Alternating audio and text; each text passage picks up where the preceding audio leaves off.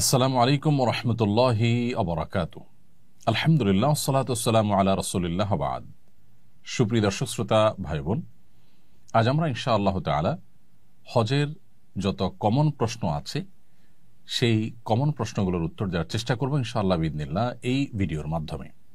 প্রতি বছর আল্লাহর ঘরের পথযাত্রী সম্মানিত হাজী সাহেবগণ আমাদের কাছে অগণিত প্রশ্ন করে থাকেন। সে সমস্ত প্রশ্নগুলোর মধ্য থেকে আজ শতাধিক কমন প্রশ্ন উত্তর নিয়ে আমরা হাজির হয়েছি। আমরা আশা করছি যে আল্লাহর ঘরের মেহমানগণ হজের আদ্যপান্ত শুরু থেকে শেষ পর্যন্ত যে সমস্ত কমন খুঁটিনাটি প্রশ্নের মুখোমুখি হয়ে থাকেন সেগুলোর উত্তর পেয়ে যাবেন এই ভিডিওর মাধ্যমে। চলুন তাহলে আর বিলম্ব না করে আমরা শুরু করি। যে সমস্ত প্রশ্নগুলোর উত্তর দেওয়ার জন্য আমরা আজ আপনাদের সামনে হাজির হয়েছি সেগুলো আমরা শুরু করি।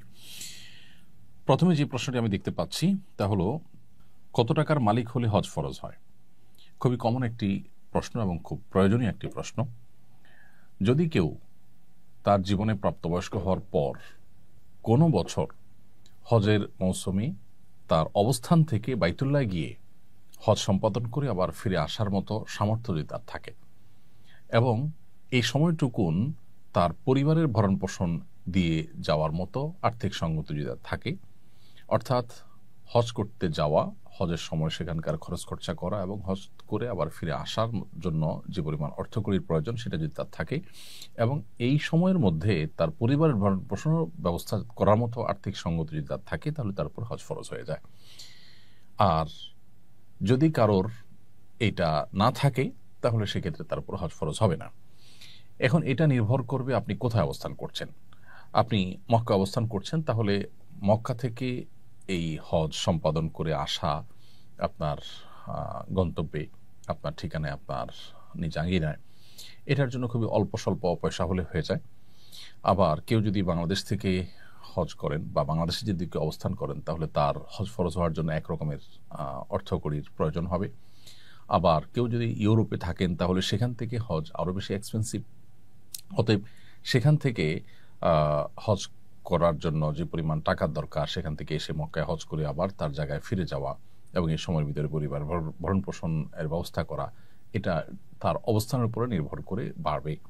অতএব হজ ঠিক কত টাকা হলে ফরজ হয়, এটা জাকাতের মতো নির্ধারিত কোনো অ্যামাউন্ট নেই যে এই টাকা হলে হজ ফরজ হয়। এটা নির্ভর করে ব্যক্তির অবস্থান থেকে বাইতুল্লাহ গিয়ে হজ করে আসার মতো সামর্থ্য তার আছে কিনা।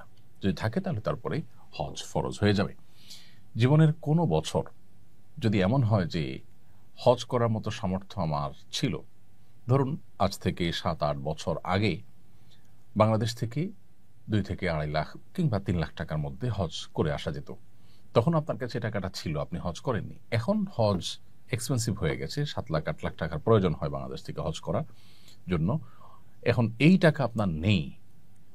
অতএব যদি আপনি মনে করেন যে আমার তো 7-8 লাখ টাকার সামর্থ্য নেই, অতএব আমি হজ তো আমার উপর ফরজ নয়, আমি হজ তো করবো না, না করলে চলবে, এরকমটি বলার কোনো সুযোগ থাকবে না। কারণ আপনার উপর হজ ফরজ হয়েছিল, তখন আপনি করেননি। সো এখন 8 লাখ 10 লাখ 15 লাখ যে টাকাই লাগুক সেটা অ্যারেঞ্জ করে আপনার ফরজ আদায় করতে হবে, কারণ আপনি সেটাকে বিলম্ব করেছেন। আল্লাহ সুবহানাহু ওয়া তাআলা কোরআনে কারিমে বলেছেন, ওয়ালিল্লাহি আলান নাসি হিজ্জুল বাইতি মান ইসতাতা ইলাইহি সাবিলা। মানুষের কাছে আল্লাহর পাওনা হয়ে যায় যদি তার সামর্থ্য থাকে বাইতুল্লাহ গিয়ে হজ করার, সে যেন হজ করে। এই হজ করাটা এটা মানুষের কাছে আল্লাহর পাওনা হয়ে যায়। অন্যান্য ফরজ বিধানের ক্ষেত্রে আল্লাহ তাআলা পুরস্কার বলেছেন, কুতিবা আলাইকুমুস সিয়াম, তোমাদের উপর সিয়াম ফরজ করা হয়েছে, আকিমুস সালাহ ওয়া আতুজ যাকাত, তোমরা সালাত কায়েম করো, যাকাত আদায় করো। কিন্তু হজের ক্ষেত্রে আল্লাহ রাব্বুল আলামিন একটু ভিন্ন ভঙ্গিতে আমাদেরকে হজের ফরজ হওয়ার বিধানটি জানিয়েছেন। অর্থাৎ আল্লাহ বলেছেন যে কারোর সামর্থ্য যদি থাকে বাইতুল্লাহ গিয়ে নিজ গন্তব্যে আবার ফিরে আসার হজের মৌসুমে, তাহলে তার জন্য হজ করাটা এটা আল্লাহর অধিকারে পরিণত হয়, এটা আল্লাহর পাওনায় প্রাপ্যে পরিণত হয়। তার মানে এটা একটা প্রেমময় ইবাদত। একজন বান্দা তার সামর্থ্য থাকবে তিনি হজ করবেন না, এটা হতে পারে না। অতএব যাদের এই আর্থিক সঙ্গতি আছে তাদের উপরে হজ ফরজ হয়ে যাবে। এরপরে প্রশ্ন হলো, হজ কত প্রকার এবং কোন প্রকার হজ সবচেয়ে উত্তম? হজ 3 প্রকার: হজ্জে ইফরাদ, হজ্জে তামাত্তু, হজ্জে কিরান। হজ্জে ইফরাদ হলো হজের সময়ে এহরাম বেঁধে কেউ হজের উদ্দেশ্যে মক্কায় প্রবেশ করলেন এবং সরাসরি তিনি হজ করলেন, তিনি ওমরা সম্পাদন করলেন না। যে এহরামে তিনি প্রবেশ করলেন মিকাতে, সেখান থেকে তিনি হজের নিয়ত করেই প্রবেশ করেছেন এবং প্রবেশ করার পর তিনি সরাসরি মিনায় গিয়ে হজ সম্পাদন করেছেন। মাঝে তিনি তওয়াফ করতে পারেন, সেটা ভিন্ন বিষয়, নফল তওয়াফ হিসেবে সেটা গণ্য হবে। কিন্তু তিনি হজের যে কার্যক্রম আছে মূল হজের, সেটাই শুধু করলেন। হজের আগে তিনি কোনো উমরা করার নিয়ত করলেন না মিকাত থেকে। এটা হলো হজ্জে ইফরাদ বা শুধু হজ। আর হজে তামাত্তু হলো মিকাত থেকে কেউ নিয়ত করলেন যে তিনি হজ এবং উমরা দুইটাই করবেন, তবে উমরা করার পর তিনি হালাল হয়ে যাবেন, স্বাভাবিক হয়ে যাবেন। এরপর আবার হজের যে মূল দিনগুলো আসবে, অর্থাৎ 8 জিলহজ, তখন তিনি আবার এহরাম পরে নতুন করে হজের জন্য কার্যক্রম শুরু করবেন। তো উমরা করে তিনি রিল্যাক্স হয়ে যাবেন, এরপর আবার এহরাম পরে তিনি হজ সম্পাদন করবেন। এরকম নিয়ত করলে সেটাকে বলা হয় হজে তামাত্তু। আর যদি কেউ মিকাত থেকে কেউ উমরা এবং হজ দুইটাই করবেন একসাথে, অর্থাৎ একই এহরামে থেকে তিনি উমরা সম্পাদন করার পর ওই পোশাকে ওই এহরামের নিয়তে থেকেই হজ সম্পাদন করবেন, এটাকে বলা হয় হজে কেরান। এর মধ্যে কোন হজ উত্তম, এটা নিয়ে ফুকাহা কেরামের মধ্যে মতভিন্নতা আছে। ইমাম মালিক রাহিমাহুল্লাহর মতে হজে ইফরাদ উত্তম, ইমাম আহমদ ইবনে হাম্বল রাহিমাহুল্লাহ এবং শাফি রাহিমাহুল্লাহর মতে হজে কেরান, হজে তামাত্তু উত্তম।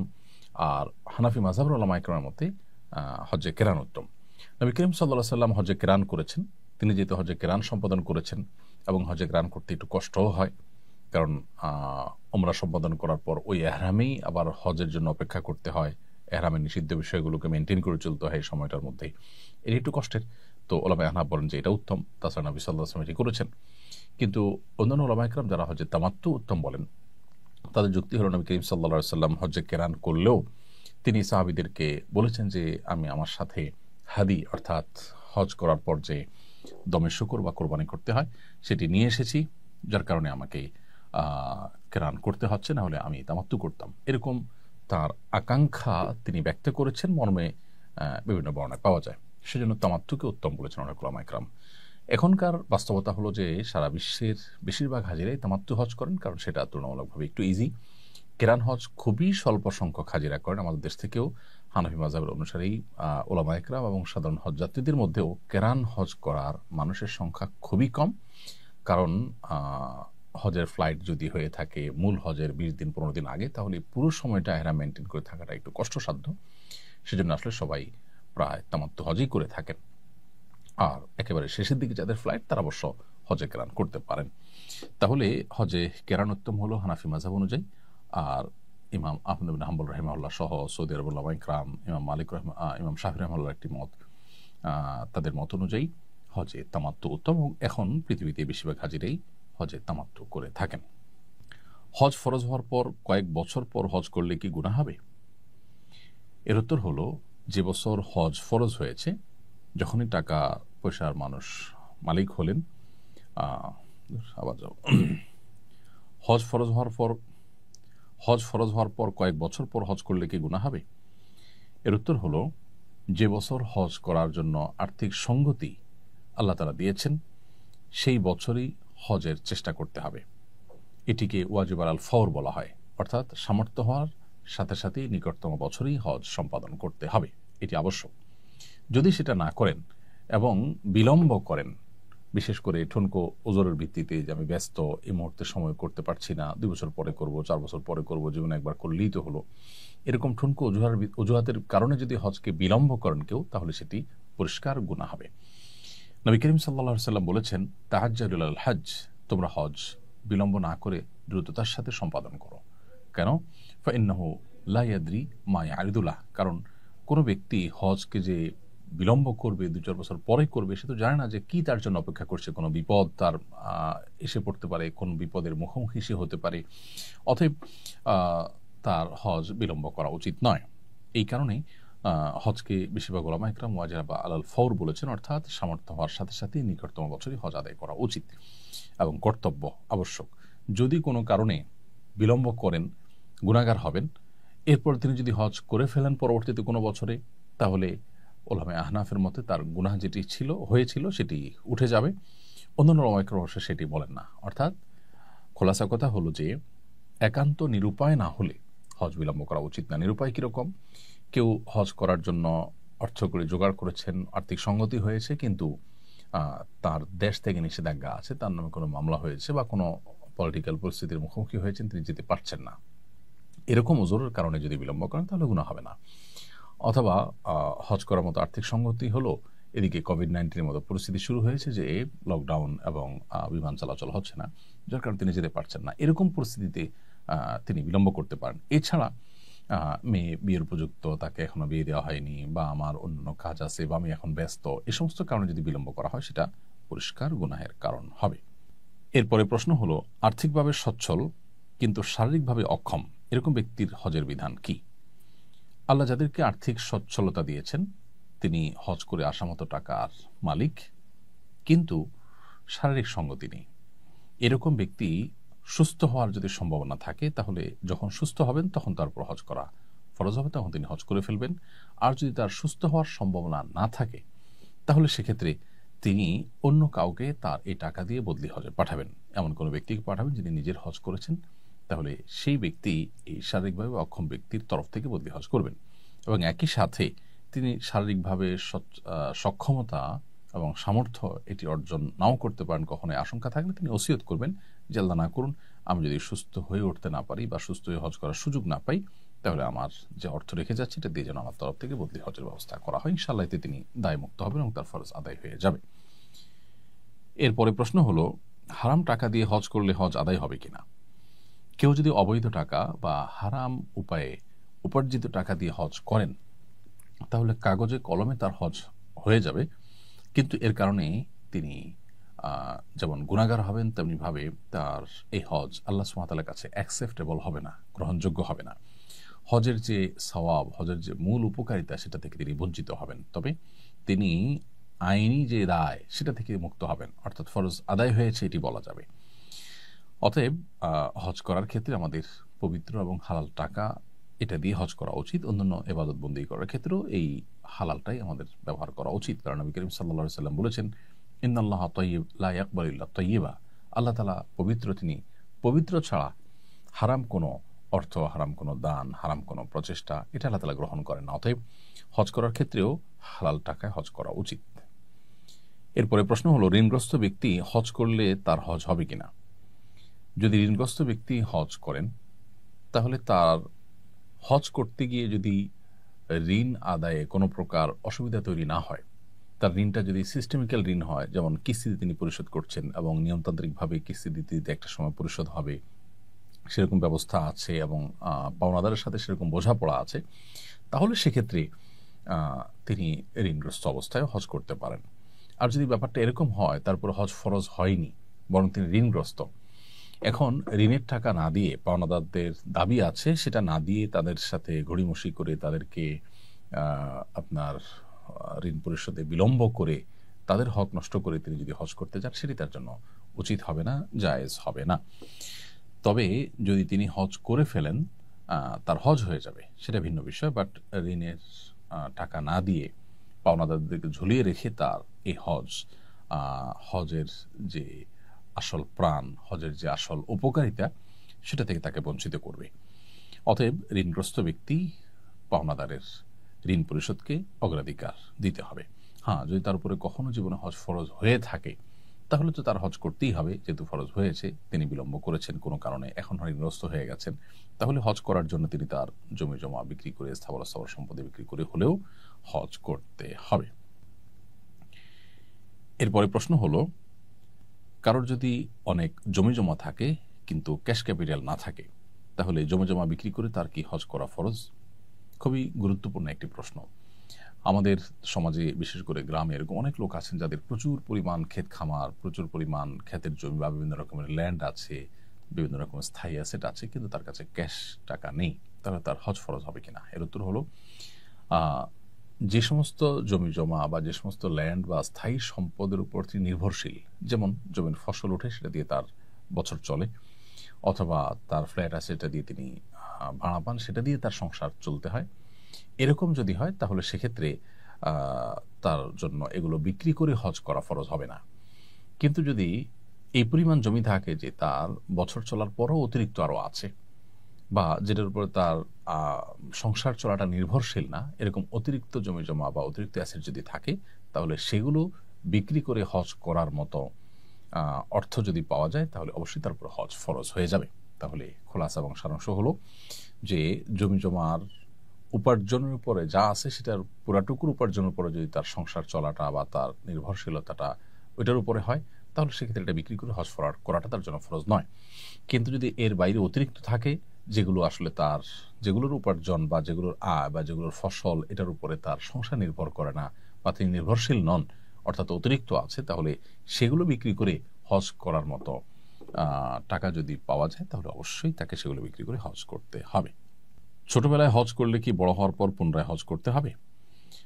যদি কেউ প্রাপ্তবয়স্ক হওয়ার আগে শৈশবে বা আপনার নাবালিগ অবস্থায় বাবা মার সাথে বা অন্য কারোর সাথে হজ করেন, তাহলে এই হজটা তার জীবনের ফরজ হজ হিসেবে যথেষ্ট হবে না, বরং এই হজটা নফল হজ হবে। কারণ কেউ অপ্রাপ্ত বয়স্ক অবস্থায় শরীয়তের কোনো ফরজ বিধান তার উপরে বর্তায় না, বিধায় হজের ফরজ বিধানটি তার উপরে বর্তায়নি যখন তিনি অপ্রাপ্ত বয়স্ক অবস্থায় হজ করেছেন। এর ফলশ্রুতিতে যে আধ্যাত্মিক সুফল, হজের যে বরকত, হজের কারণে যে স্পিরিচুয়াল উপকারিতা, এটা শিশু হিসাবে আল্লাহ তাআলা তাকে দিবেন বা তিনি সেটা পাবেন ইনশাআল্লাহ, সেটা ভিন্ন বিষয়। বাট প্রাপ্তবয়স্ক হওয়ার পর এই শিশুই যখন অর্থের মালিক হবেন, হজ করার মতো সামর্থ্য তার হবে, সঙ্গতি তার হবে এবং হজের ফরজ বিধান তার উপরে বর্তায়, সেরকম পরিস্থিতি যদি তৈরি হয়, তাহলে তখন তাকে হজ করতে হবে পৃথকভাবে। তার সেই শৈশবের হজটি তার পরবর্তীতে হজ ফরজ হলে সেই ফরজ হজের তরফ থেকে যথেষ্ট হবে না। এরপরে প্রশ্ন হলো, হজে যাওয়ার আগে আত্মীয় স্বজন ও পাড়া পড়োশীদের খাওয়ানো কতটা যুক্তিযুক্ত? কোরআন হাদিস কি বলে সম্পর্কে? হজে যাওয়ার আগে আত্মীয় স্বজনকে ডেকে খাওয়াতে হবে এরকম কোনো বাধ্যবাধকতা বা এরকম কোনো নির্দেশনা কোরআন বা সুন্নাহর কোথাও পাওয়া যায় না। এটা যদি কেউ আত্মীয় স্বজনের দোয়া নেওয়ার জন্য হজের সফর থেকে তিনি ফিরে আসেন না আসেন তাদের কাছ থেকে মাপটাপ চাওয়ার জন্য করেন, তাহলে এটা মুবাহ বা জাস্ট জায়েজ কাজ হতে পারে। কিন্তু এর মাধ্যমে তিনি যে হজে যাচ্ছেন সেটা মানুষকে জানালেন, এটা তার লৌকিকতা বা প্রদর্শন ইচ্ছা থেকে যদি হয়, তাহলে সেক্ষেত্রে সেটি গুনাহের কারণ হবে।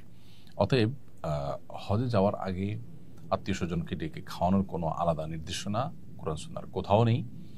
তবে এটা যদি কেউ করেন সেটি নির্ভর করবে নিয়তের উপরে।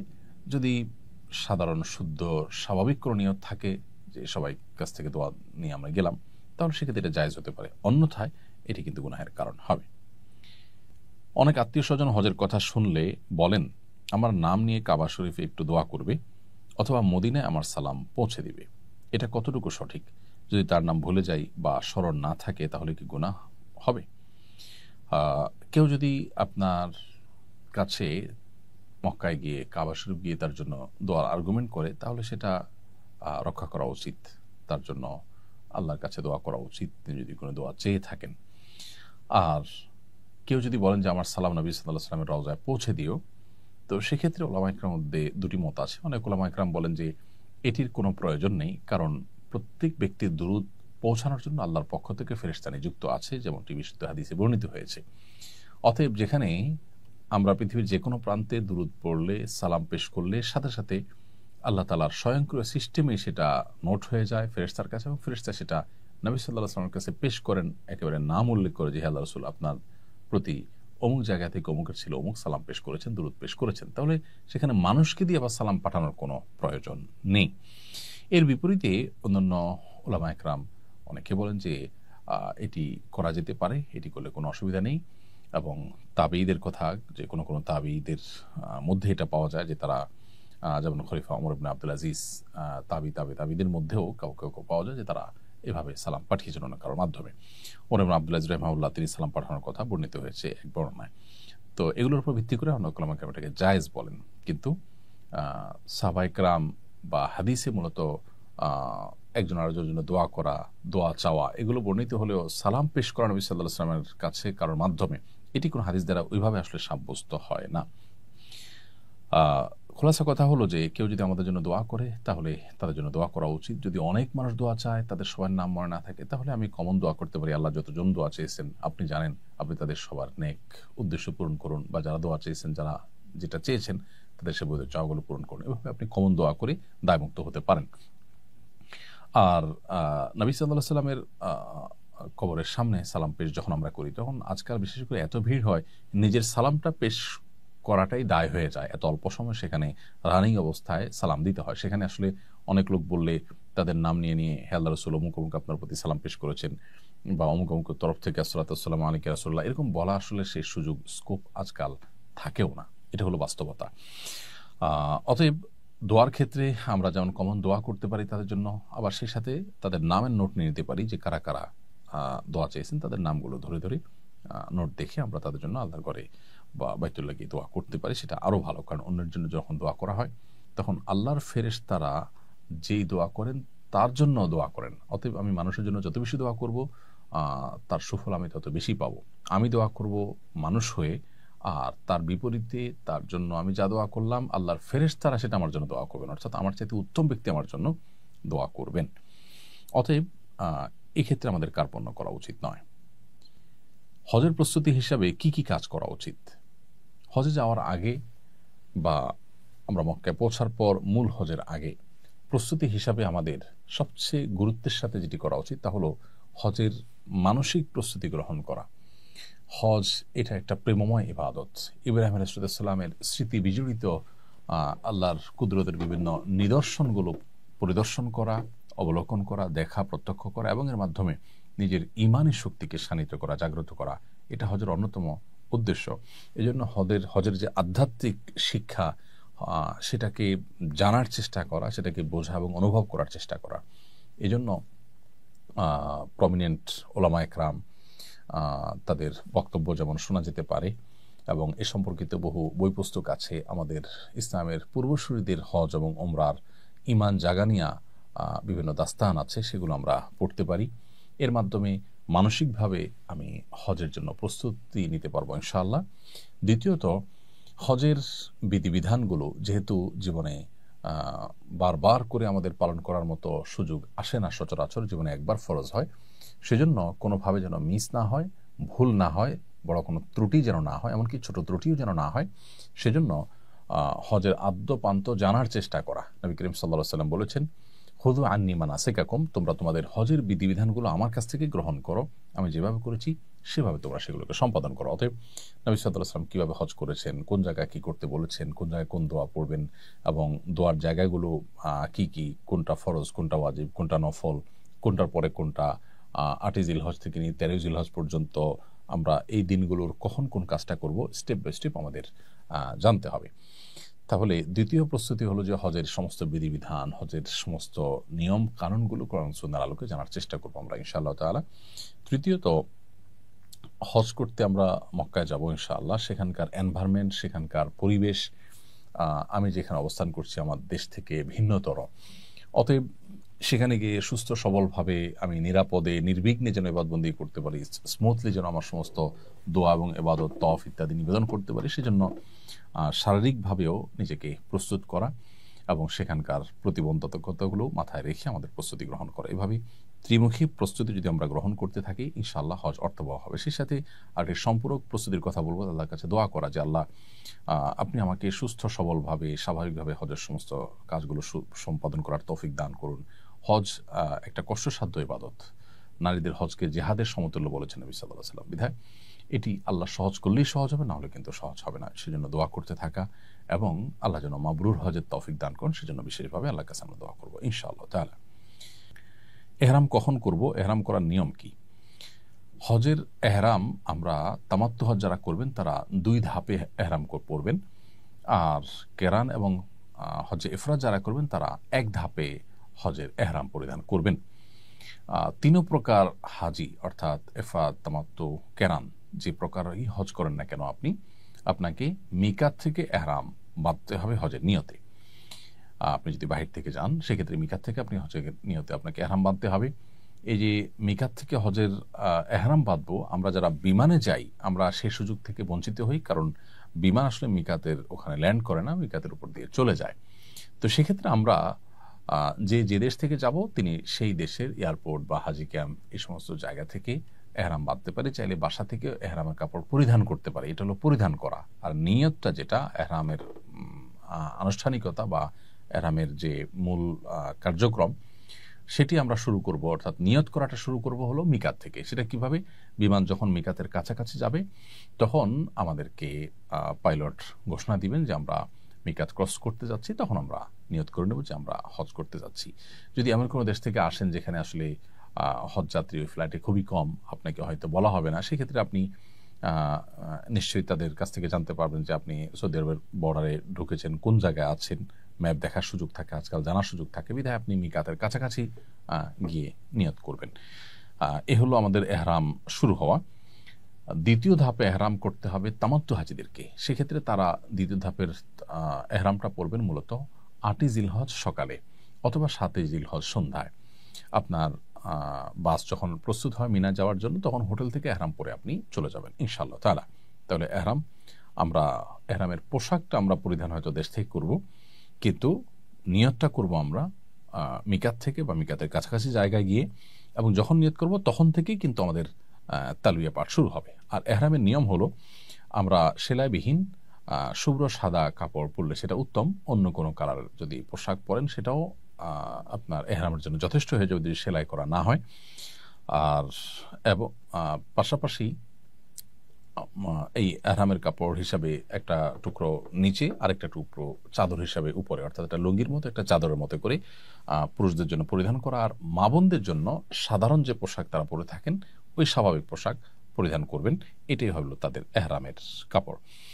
তো এহরামের নিয়ম হলো যে আমরা মিকাতে গিয়ে না নামার সুযোগ না থাকে তাহলে তার আগে থেকে আমরা উত্তম রূপে মাথা থেকে পা পর্যন্ত পুরো শরীরকে ফ্রেশ করে, নখ, অবাঞ্ছিত লোম ইত্যাদি কেটে উত্তম রূপে গোসল করে তারপর আমরা এহরামের কাপড় পরিধান করব। 2 রাকাত নামাজ পড়বো, আমাদের কোনো ফরজ ওয়াক্ত হলে ফরজ নামাজ পড়বো, না হলে 2 রাকাত নামাজ পড়ে আমরা এহরামের কাপড় পরে ফেলবো। এরপর মিকাতের কাছাকাছি গিয়ে লাব্বাইকা হাজ্জান বা লাব্বাইকা উমরাতান, আপনি যেটা করছেন সেটা নিয়ত করে তারপর থেকে তালবিয়া শুরু করবেন। তাহলে এ হলো এহরাম আমরা কখন করব এবং এহরামের নিয়ম কি সে সম্পর্কে বিস্তারিত।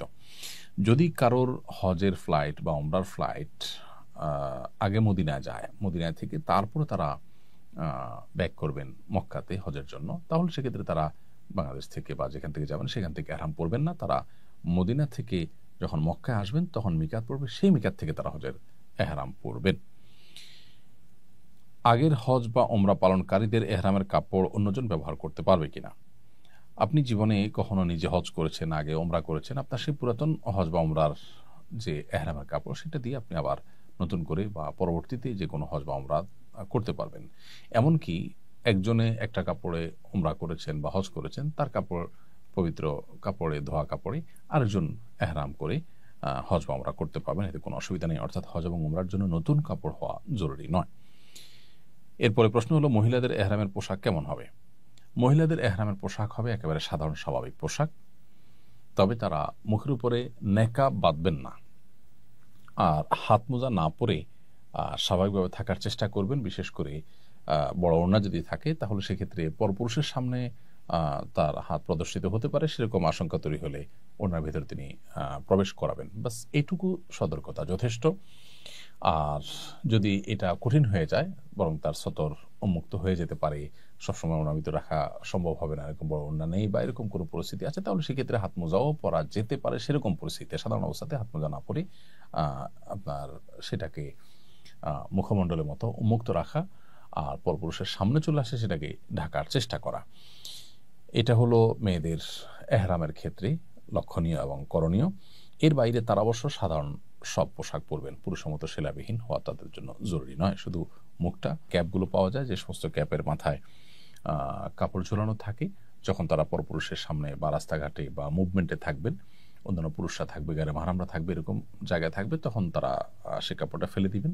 একদিকে তাদের পর্দা হয়ে যাবে, অপরদিকে মুখ বাঁধার যে ব্যাপারটা সেটাও কিন্তু হবে না। বিধায় এই সমস্ত ক্যাপগুলো আমাদের বোনরা ব্যবহার করতে পারেন, মায়েরা ব্যবহার করতে পারেন।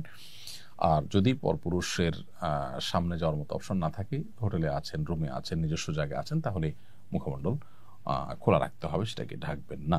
ব্যাস, এর বাইরে আলাদা কোনো নিষেধাজ্ঞা নেই। আর এহরামের প্রস্তুতি হিসাবে গোসল করা, অবাঞ্ছিত লোম, নখ ইত্যাদি কেটে পরিষ্কার করা, এগুলো পুরুষদের মতো নারীদের জন্য সমানভাবে প্রযোজ্য। এবং এহরামের পর 2 রাকাত সালাত আদায় করা, সবকিছুই যথাযথভাবে করবেন একদম একজন পুরুষের মতো। এরপরে প্রশ্ন হলো এহরামের পর কোন কোন জিনিস নিষিদ্ধ?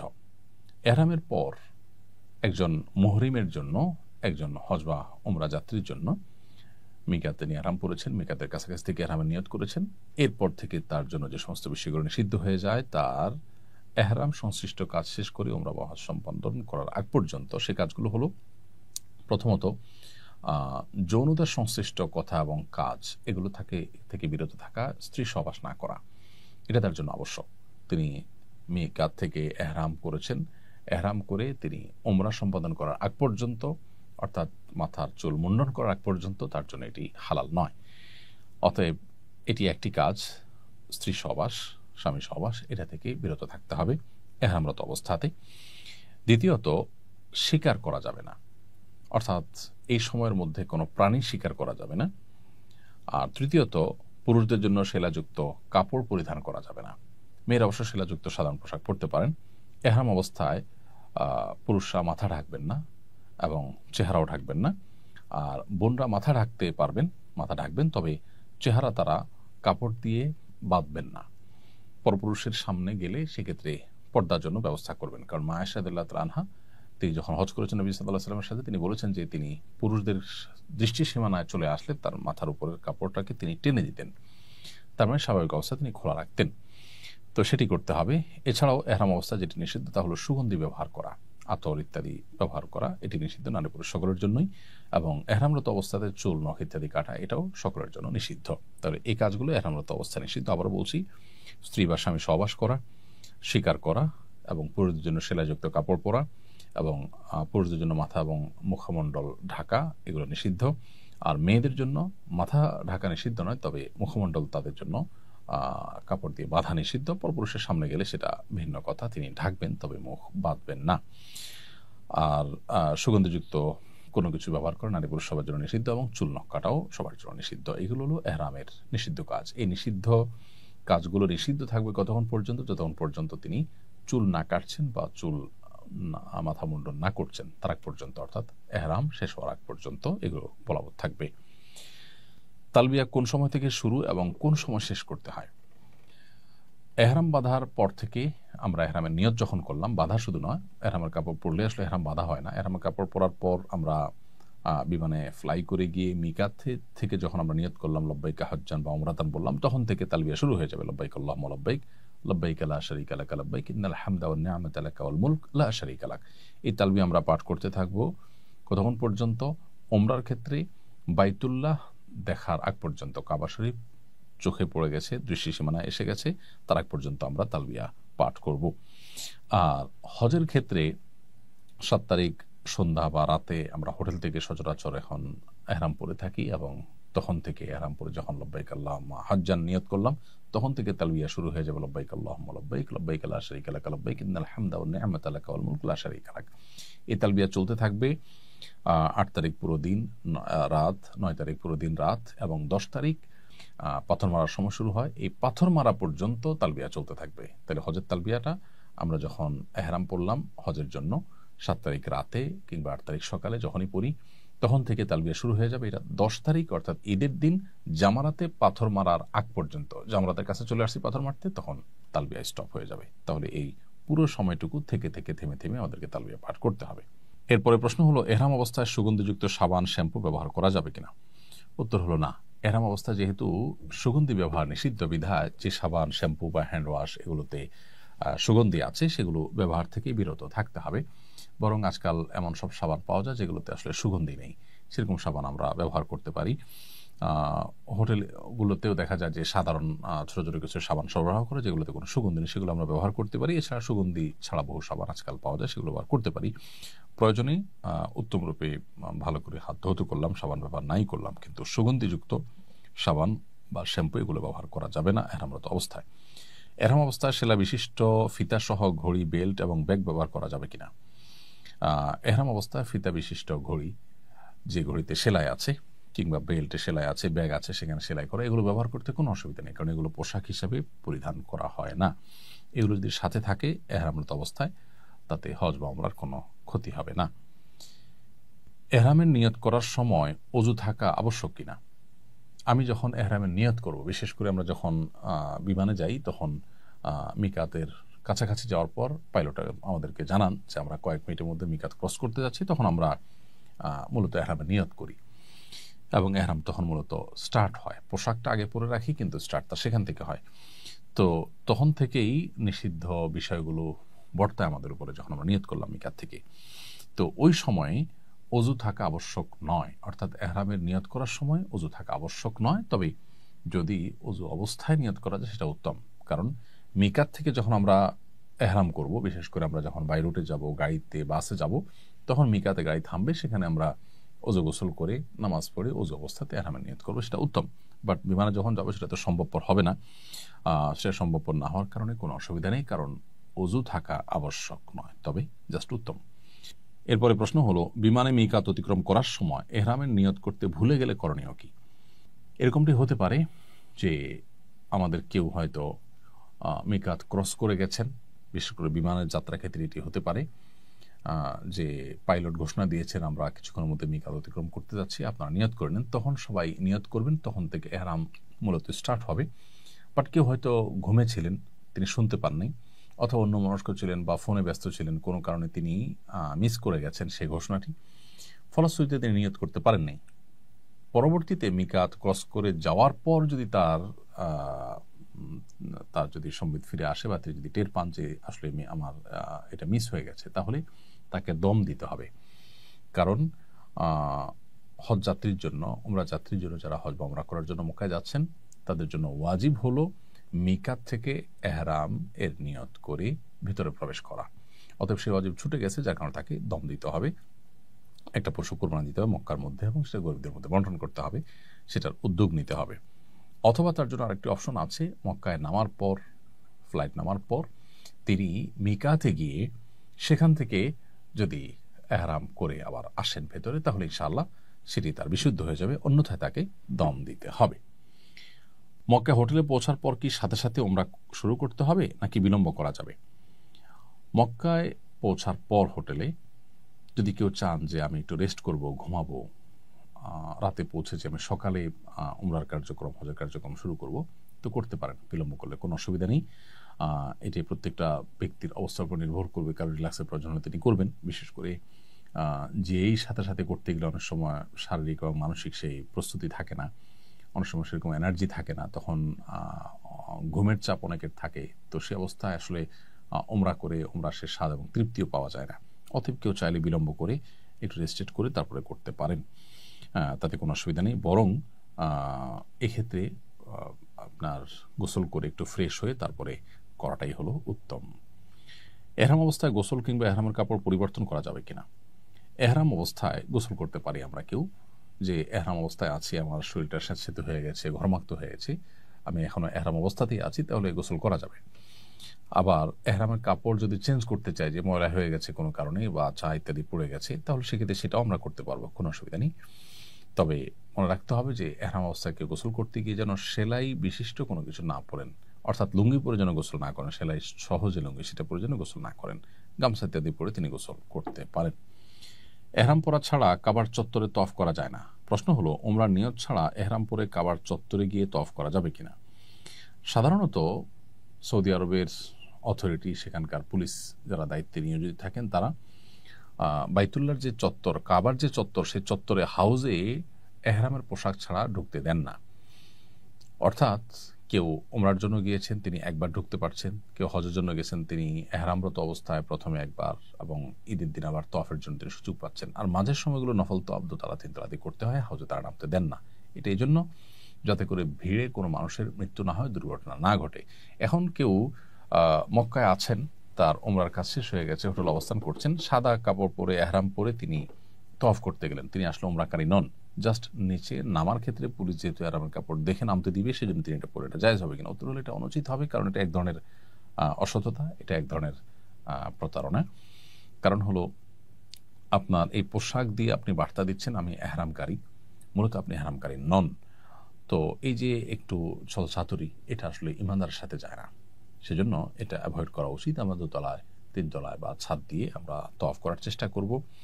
আর এহরামরত অবস্থাতে বিশেষ করে হজযাত্রীরা ঈদের দিন থেকে নিয়ে এরপরে বেশ অনেক দিন পর্যন্ত হাউজে যে কোনো পোশাকে নামার সুযোগ থাকে, বিধায় সেই সুযোগটাকে আমরা গ্রহণ করবো ইনশাআল্লাহ। এহরাম অবস্থায় দাড়ি খিলাল করলে যদি দাড়ি ছিঁড়ে আসে তাহলে এহরামের ক্ষতি হবে কিনা? দাড়ি খিলাল করতে গিয়ে একটা দাড়ি খসে গেল, অথবা মাথার চুল এটা আপনি চুলকাতে গিয়ে পড়ে গেল, তো ইচ্ছার বাইরে যদি এরকম হয়ে যায় কোনো অসুবিধা নেই। তবে এক্ষেত্রেও যদি 2টা বা 3টা চুল ছিঁড়ে যায়, তবে ওলামা একরাম, ফুকাহা একরাম অনেকে ফিদিয়া ওয়াজিব হওয়ার কথা বলেছেন। অল্প ছিঁড়ে গেলে কিছু দান করার কথা ফুকাহা হানাফ বলেন যে কারোর যদি 2টা জীবন্ত চুল ছিঁড়ে যায় তাহলে সে কিছু দিতে হবে না, কিন্তু 3টা যদি ছিঁড়ে যায় তাহলে সেক্ষেত্রে তার এক মুষ্টি গম বা এর মূল্য সাদকা করার কথা ফুকাহা হানাফ বলেন।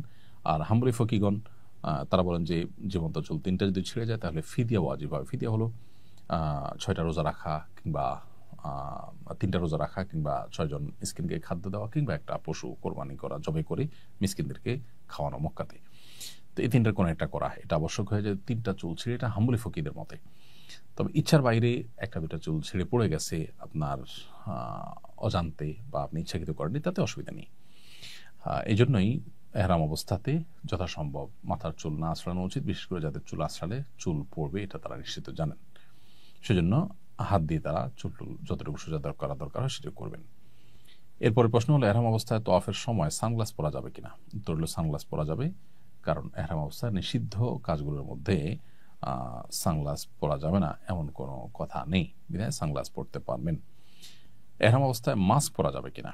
এহরাম অবস্থায় যেহেতু মুখমণ্ডল ঢাকা নিষেধ, অতএব মাস্ক পরা যাবে না। যদি কেউ মাস্ক পরতে বাধ্য হন, শারীরিক অসুস্থতার কারণে মাস্ক পরা ছাড়া তিনি অসুস্থ হয়ে যান, এরকম যদি কারোর অবস্থা তৈরি হয়, তাহলে সেক্ষেত্রে তিনি মাস্ক পরতে পারবেন, কিন্তু মাস্ক পরার কারণে তাকে ফিদিয়া দিতে হবে। ফিদিয়া কি? ফিদিয়া হলো হয় 3টি রোজা রাখবেন, আর না হলে 6 জন মিসকিনকে খাদ্য দিবেন 2 বেলার, আর না হলে তিনি একটি পশু কোরবানি করে মক্কায় মিসকিনদের মধ্যে বিতরণ করবেন বা তার ব্যবস্থা করবেন, ফিদিয়া দিবেন, দম দিবেন। এই 3টার কোনোটা করলে ইনশাআল্লাহ বিদিনিল্লাহ সেটি তার জন্য বৈধ হয়ে যাবে, যদি কেউ নিরূপ অবস্থায় এটি করতে হয়। এহরাম অবস্থায় কোন ধরনের জুতা পরিধান করা যাবে? এহরাম অবস্থায় পুরুষদের জন্য জুতা পরিধান করার ক্ষেত্রে মাথায় রাখতে হবে তার পায়ের উঁচু জায়গাটা যেন খোলা থাকে। এখানে উঁচু জায়গা বলতে কি বোঝানো হয়েছে হাদিসে, এটার ব্যাখ্যা নিয়ে আবার 2টি মত আছে। অনেকে বলেছেন যে আমাদের যে পায়ের যে গিরা আছে, টাকনো আছে, এইটার কথা বলা হয়েছে কাবাইন। আবার অনেকে বলেছেন যে আমাদের পায়ের যে এই যে উপরের অংশটা উঁচু, এটা বোঝানো হয়েছে। তো এটা নিয়ে ফুকাহাদের মধ্যে মত পার্থক্য আছে। জন্য সবচেয়ে উত্তম হয় ফিতাওয়ালা যে স্যান্ডেলগুলো আজকাল পাওয়া যায় সেগুলো, কারণ তাতে আমাদের গিরাও মুক্ত থাকে আর এই যে উঁচু জায়গাটা এটাও মুক্ত থাকে, তাহলে আর কোনো মত পার্থক্য থাকে না। ফুকাহা হানাফের মতে, হানাফি মাযহাবের ওলামাদের মতে উঁচু জায়গা বলতে এই পায়ের উপরের যে অংশটা এটাকে বোঝানো হয়েছে, এটা যেন খোলা থাকে। আর অন্যান্য ফকিদের অনেকে, হাম্বলি ফকিগণ, তারা বলেছেন যে 2টা গিরা যে আছে এই গিরা কাবাইন, সেটার কথা বোঝানো হয়েছে, বিধায় সেটা যদি ওপেন থাকে তাহলে সাধারণ যে কোনো স্যান্ডেল বা জুতা পরা যেতে পারে। কেটস জাতীয় কিছু পরা যাবে না, যেহেতু তাতে উঁচা অংশটা ঢেকে যায়। তো সতর্কতামূলক মত অবলম্বন করে আমরা ফুকাহা হানাফের মতের উপরে আমল করলে 2টা ফিতাওয়ালা যে স্যান্ডেলগুলো আছে সে জাতীয় কোনো স্যান্ডেল আমরা ব্যবহার করব, যাতে করে উপরের অংশটা পরিপূর্ণ ঢেকে না যায়, উঁচু অংশটা পুরোপুরি ঢেকে না যায়। অথবা এমন কোনো জুতা পরলাম যে আঙ্গুল ঢাকলো কিন্তু উপরের অংশটা খোলা থাকলো, সেটাও জায়েজ হবে। এরপর প্রশ্ন হলো, এহরামরত অবস্থায় অসুস্থ ব্যক্তি ক্যাটস, মোজা বা প্যাম্পার্স ইত্যাদি পড়তে পারবে কিনা? বয়স্ক কোনো মানুষ, তার হয়তো অনেক বেশি ঘন ঘন পেশাব পায়খানা হয়ে যায় এবং নিজের অজান্তে হয়ে যায়, নিয়ন্ত্রণ করতে পারে না, তার জন্য প্যাম্পার্স পরানো হলো তাকে, অথবা কারোর কেটস বা মোজা পরা ছাড়া তিনি চলতে পারেন না, এই অবস্থাতে তিনি যদি এই সমস্ত কেটস বা মোজা পড়তে হয়, তাহলে সেক্ষেত্রে এগুলো জায়েজ হবে নিরুপায় ব্যক্তির জন্য। অসুস্থ ব্যক্তির জন্য এটি জায়েজ হবে পুরুষদের ক্ষেত্রে, এবং এর জন্য তাকে ফিদিয়া দিতে হবে। ফিদিয়া যেটি বলছিলাম যে 3টা রোজা, কিংবা 6 জন মিসকিনকে 2 বেলা খাবার দেওয়া, কিংবা একটা পশু জবে করা মক্কাতে, করে সেটার গোশত গরিব দুঃখীদেরকে দান করে দেওয়া বা সেটার জন্য ব্যবস্থা করা কোনো অথরিটির মাধ্যমে, এটুকু করলে ইনশাআল্লাহ তার জন্য এটি জায়েজ হবে। আর যদি মেয়েরা এটা করেন তাহলে তো তাদের জন্য কোনো শর্ত ছাড়াই এটি জায়েজ, কারণ মেয়েরা যে কোনো জুতা পরিধান করতে পারেন এবং পায়ের মোজা তারা পরবেন সেটা এবং নির্দেশিত, অতএব সেটা তারা করতে পারেন। এবং সেলাবিহীন পোশাক পরা যেহেতু তাদের জন্য বাধ্যতামূলক নয়, অতএব তারা এ জাতীয় কোনো কিছু পড়তে কোনো সমস্যা নেই। পুরুষের সেলাইবিহীন পোশাক পরিধান করার কারণ জানতে চাই। এহরামরত অবস্থায় পুরুষরা কেন সেলাবিহীন পোশাক পরতে হবে? আল্লাহ তাআলা একমাত্র ভালো জানেন। আল্লাহ কখন কোন আদেশ, কোন নিষেধ, কি কারণে দেন সেটার হিকমত এবং রহস্য একমাত্র আল্লাহ তাআলা জানেন। আমরা আসলে এর কারণ বলতে পারবো না। আমরা শুধুমাত্র আমান্না সাল্লাম না, আল্লাহ তাআলা আমাদেরকে নির্দেশ করেছেন, তাই আমরা সেটিকে আমল করছি। এ হলো আমাদের বিষয়। এর বাইরে সেলাবিহীন পোশাক পরার পেছনে হিকমা বা রহস্য হিসেবে ওলামায়ে কেরাম অনেক রহস্যের কথা বলেন যে এহরামরত অবস্থায় এটা কেন পড়তে হবে। তার মধ্যে একটা হিকমা বা রহস্য হলো যে মূলত হজের এই আনুষ্ঠানিকতা বা কার্যক্রমগুলো সম্পন্ন করার সময় মানুষ যেন তার সরলতা এবং স্বাভাবিকভাবে সরলভাবে নিজেকে উপস্থাপন করে আল্লাহর সামনে, পরিপূর্ণ বান্দিগির যেন দাসত্বের যেন প্রকাশ হয়। তো এই সরলতা এবং আল্লাহ তাআলার কাছে নিজেকে দীনহীন অবস্থায় পেশ করার জন্য মূলত সেলাবিহীন পোশাক পরার কথা বলা হয়েছে। এখন প্রশ্ন হলো মেয়েদের জন্য এটা প্রযোজ্য নয় কেন? উত্তর হলো যে মেয়েদের জন্য এটা আসলে কঠিন। কারণ তাদের পর্দা, তাদের প্রাইভেসি এটা পুরুষদের মতো নয়, একটু ভিন্নতর, যার কারণে তারা স্বাভাবিক সেলাই করা পোশাক পরিধান করবেন। মহিলারা এহরাম অবস্থায় হাত বা পায়ের মোজা পরিধান করতে পারবে কি না? এর উত্তর হলো পায়ের মোজা মহিলারা এহরামরত অবস্থায় সর্বসম্মতিক্রমে পরবেন বা পরতে পারবেন। আর হাতের মোজা সম্পর্কে ইমাম আবু হানিফা রাহিমাহুল্লাহর মাযহাবের কওল অনুযায়ী এটি পরা যাবে, মেয়েরা পড়তে পারবেন। তবে অন্যান্য উলামায়ে কেরাম এটি নিষেধ করেন, অর্থাৎ মেয়েরা হাত মোজা পরবেন না এহরামরত অবস্থায়। হানাফি মাযহাবের উলামায়ে কেরাম যে পড়তে পারবেন বলেন, তার সপক্ষে অনেক তাবেঈদের থেকে বর্ণিত হাদিস রয়েছে, সেগুলোকে দলিল হিসাবে উল্লেখ করে তারা বলেন যে মেয়েরা হাত মোজা পরিধান করতে পারবেন। আর যদি কেউ হাত মোজা নাও পরেন এবং লম্বা কোনো ওড়নার মধ্যে পরপুরুষের সামনে যখন যাবেন তখন হাতকে ঢেকে নেন, তাহলে সেটাও তার জন্য যথেষ্ট হয়ে যাবে ইনশাআল্লাহ তাআলা। তাহলে পা মোজা সর্বসম্মতিক্রমে পরবেন বা পড়তে পারবেন। আর হাত মোজা পরা নিয়ে ইখতিলাফ আছে। উলামায়ে আহনাফ বা হানাফি মাযহাবের উলামাদের মতে পড়তে পারবে।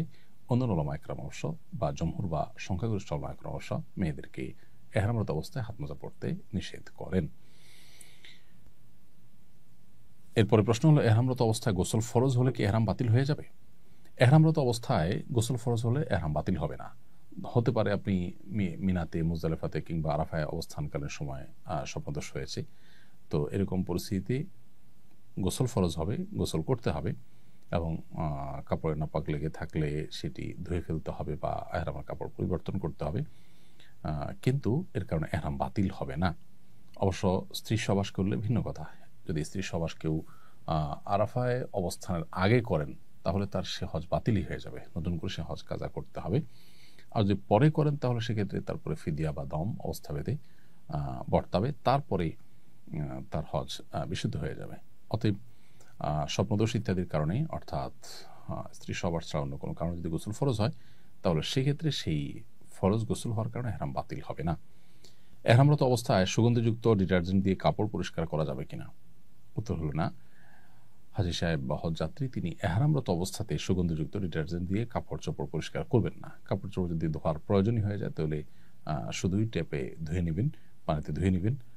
সুগন্ধি ছাড়া কোনো সাবান ইত্যাদি থাকলে সেগুলো যদি ধুতে পারেন, কিন্তু সুগন্ধিযুক্ত ডিটারজেন্ট ব্যবহার করা যাবে না। এহরামরত অবস্থায় অরেঞ্জ বা আপেল খেলে হাত সুগন্ধযুক্ত হয়ে যায়, এতে কি দম দিতে হবে? উত্তর হলো না। আপেল বা অরেঞ্জের যে ন্যাচারাল সুগন্ধি, এটি খেতে গেলে আমাদের হাতে লেগে যায় সুগন্ধি এবং আমরা ঘ্রাণ নাকে আসে আমাদের, এর কারণে কোনো দম দিতে হবে না, কারণ এটা ইচ্ছাকৃত কোনো সুগন্ধির ব্যবহার করা নয়। হ্যাঁ, যদি এমন হয় যে আপনি ইচ্ছাকৃতভাবে আপেল বা আপনার মালটা ইত্যাদির সুগন্ধিকে আপনি নাকে শুকেন, টানেন, ঘ্রাণ নেওয়ার চেষ্টা করেন, তাহলে সেটা অবশ্যই আপনার অনুমোদিত হবে না, সেটা জায়েজ হবে না। এহরামে থাকা অবস্থায় মাথায় সরাসরি বসে এমন ছোট ছাতা পরা যাবে কিনা? আজকাল অনেকে দেখা যায় যে এহরামরত অবস্থায় এরকম কিছু ছাতা পরেন যে মাথার উপর যেন রোদ না লাগে, সেগুলো বেল্ট দিয়ে শুধু মাথায় বাঁধা থাকে এবং ছাতাটা উপরে আলগা থাকে কিছুটা। যেহেতু এটা মাথার সাথে অ্যাটাচ থাকে না টুপির মতো করে, অতএব এটা মাথা ঢাকার মতো বিষয় নয়, সেজন্য এটি জায়েজ হবে ইনশাআল্লাহ বিদিনাল্লাহ। বেল্ট দিয়ে শুধুমাত্র এখানে বেল্ট বা হুকের মতো কিছু দিয়ে জাস্ট ওটাকে ধারণ করে থাকে, আর ওটা মাথার উপরে আলগা থাকে ছোট করে ছাতার মতো করে, তো এটা পড়লে ইনশাআল্লাহ কোনো অসুবিধা নেই। এরপরে প্রশ্ন হলো, বিমানে কিভাবে নামাজ পড়তে হবে? বিমানে আমাদেরকে সালাত আদায় করতে হবে সালাতের ওয়াক্ত হলে। আমি বিমানে আছি, নামাজ পড়াটা কঠিন, সেই অজুহাতে নামাজ না পড়লে সেটা গুনাহগার হবে। হজ বা উমরার যাত্রীরাও অনেকে দেখা যায় যে বিমানে তারা নামাজ পড়েন না, তারা কাজা করে পরে নিজের গন্তব্যে গিয়ে নামাজ পড়েন, এটা উচিত নয়। বরং ওয়াক্ত হলে বিমানেও নামাজ পড়ে ফেলতে হবে। এখন প্রশ্ন হলো কীভাবে পড়বো? এর উত্তর হলো যে আগে থেকে আমরা উজু করে পবিত্রতা অর্জন করে তারপর বিমানে আমরা উঠবো। এরপর নামাজের ওয়াক্ত যখন হবে ততক্ষণ পর্যন্ত উজু রেখে, যদি ওয়াক্ত হয়ে গেলে বিমান যে জায়গা দিয়ে যাচ্ছেন, যে দেশের উপর দিয়ে যাচ্ছেন, সে দেশে যখন ওয়াক্ত হয়ে যাবে তখন আমরা বিমানে নামাজ পড়ে ফেলবো। আর যদি উজু রাখা না যায় তাহলে সেক্ষেত্রে বিমানের ভিতরে উজু করাটা একটু কঠিন, এবং উজু সবাই করতে গেলে দেখা যায় যে নিরাপত্তার জন্য সমস্যা তৈরি হতে পারে। তো এসব কারণে তায়াম্মুম করা যেতে পারে যদি কারোর জন্য অপারগতা সৃষ্টি হয়। আর যদি সেরকম ভিড় না থাকে এবং সতর্কতার সাথে উজু করা যায়, নিচে পানি টানি না পড়ে, কারণ নিচে পানি পড়লে নিরাপত্তাজনিত সমস্যা হতে পারে, এটা বিভিন্ন সময় সংশ্লিষ্ট আমাদেরকে বলে থাকেন। সেজন্য আপনি আলতোভাবে যদি একটু কষ্ট করেও উজু করে ফেলতে পারেন এবং নিচে পানি পড়লে সেটা নিজ দায়িত্বে মুছে পরিষ্কার করে ফেলেন, তাহলে আপনি উজু করে নামাজ পড়বেন।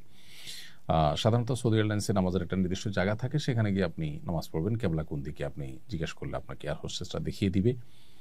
আর বাংলাদেশ থেকে আমরা যখন হজ বা উমরার ট্যুরে বা সৌদি আরবে যাব, তখন তো আমাদের যেদিকে বিমান যাবে ওই দিকেই সোজা কেবলা থাকে, আর ফেরার সময় উল্টা দিকে কেবলা থাকে। অতএব আমরা ওই জায়গায় নামাজ পড়বো। এছাড়া অন্য কোনো ফ্লাইটে হলে সেখানে একটু দাঁড়ানোর মতো জায়গাগুলোতে নামাজ পড়ার চেষ্টা করবো। সেখানে যদি বাধা দেওয়া হয়, কোনোভাবে দাঁড়াতে না দেয়, তাহলে সিটে বসেই কেবলামুখী হয়ে ঘুরে আমরা সালাত আদায় করবো। এটা হলো নিরুপায় হলে তখন আমরা সিটে বসে নামাজ পড়বো। যদিও এই নামাজ, অর্থাৎ যেটা আমি দাঁড়াতে পারলাম না, আমাকে দাঁড়াতে দেওয়া হয়নি, সেই জন্য সেটা পরবর্তীতে কাজা করলে ভালো হয়।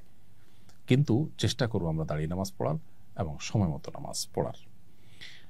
তওয়াফের 7 চক্করে হাজরা আসওয়াদ কয়বার চুমু বা স্পর্শ করতে হয় জানলে উপকৃত হতাম। তওয়াফের সময় হাজরা আসওয়াদ পাথর প্রত্যেক চক্করেই চুমু দেওয়া সুন্নাত, যদি সে সুযোগ থাকে। এখন যে পরিমাণ ভিড় হয়, প্রত্যেক চক্করতে পরের কথা, পুরো 7 চক্করে একবারও চুমু দেওয়া সহজসাধ্য বিষয় নয়, বরং চুমু দিতে গেলে নিজে বা অন্যদেরকে ইনজুরি করতে হবে বা দুর্ঘটনার মুখোমুখি হতে হবে, এরকম পরিস্থিতি। অতএব চুমু দিতে না পারলে প্রত্যেক চক্করে চুমুর বিকল্প হিসাবে হাত দিয়ে দূর থেকে ইশারা করলেই যথেষ্ট হয়ে যাবে ইনশাআল্লাহ তাআলা। তওয়াফের সময় হাজরা আসওয়াদ হুবহু বরাবর ইশারা না করে একটু এদিক সেদিক হলে কোনো অসুবিধা হবে কিনা? উত্তর হলে কোনো অসুবিধা নেই। হাজরা আসওয়াদ পাথর বরাবর হলে আমরা হাত উত্তোলন করে আল্লাহু আকবার বলে ইশারা করে আরেকটা তওয়াফ শুরু করব। প্রত্যেক তওয়াফে এরকম আমরা করব। এখন হাজরা আসওয়াদ থেকে ঠিক বরাবর হলো কিনা, একটু আগে গেলাম কিনা, বা সামান্য একটু পরে আছি কিনা, এইটার কারণে আসলে কোনো অসুবিধা নেই। প্রথমত এটা ইশারা করাটা ফরজ ওয়াজিব কিছুই নয়, এটা সুন্নাত। দ্বিতীয়ত হলো বরাবর একদম রশিদি মেপে বরাবর করার সম্ভব নয়, এটার প্রয়োজনও নেই। এটা করতে গিয়ে অনেক সময় আমরা দাঁড়িয়ে থাকি, অনেকে পেছনে ভিড় সৃষ্টি হয়, ভিড় তৈরি হয়, এটা করা উচিত নয়। মহিলাদের ঋতুস্রাব অবস্থায় এহরাম বাঁধা এবং তওয়াফ করা যাবে কিনা?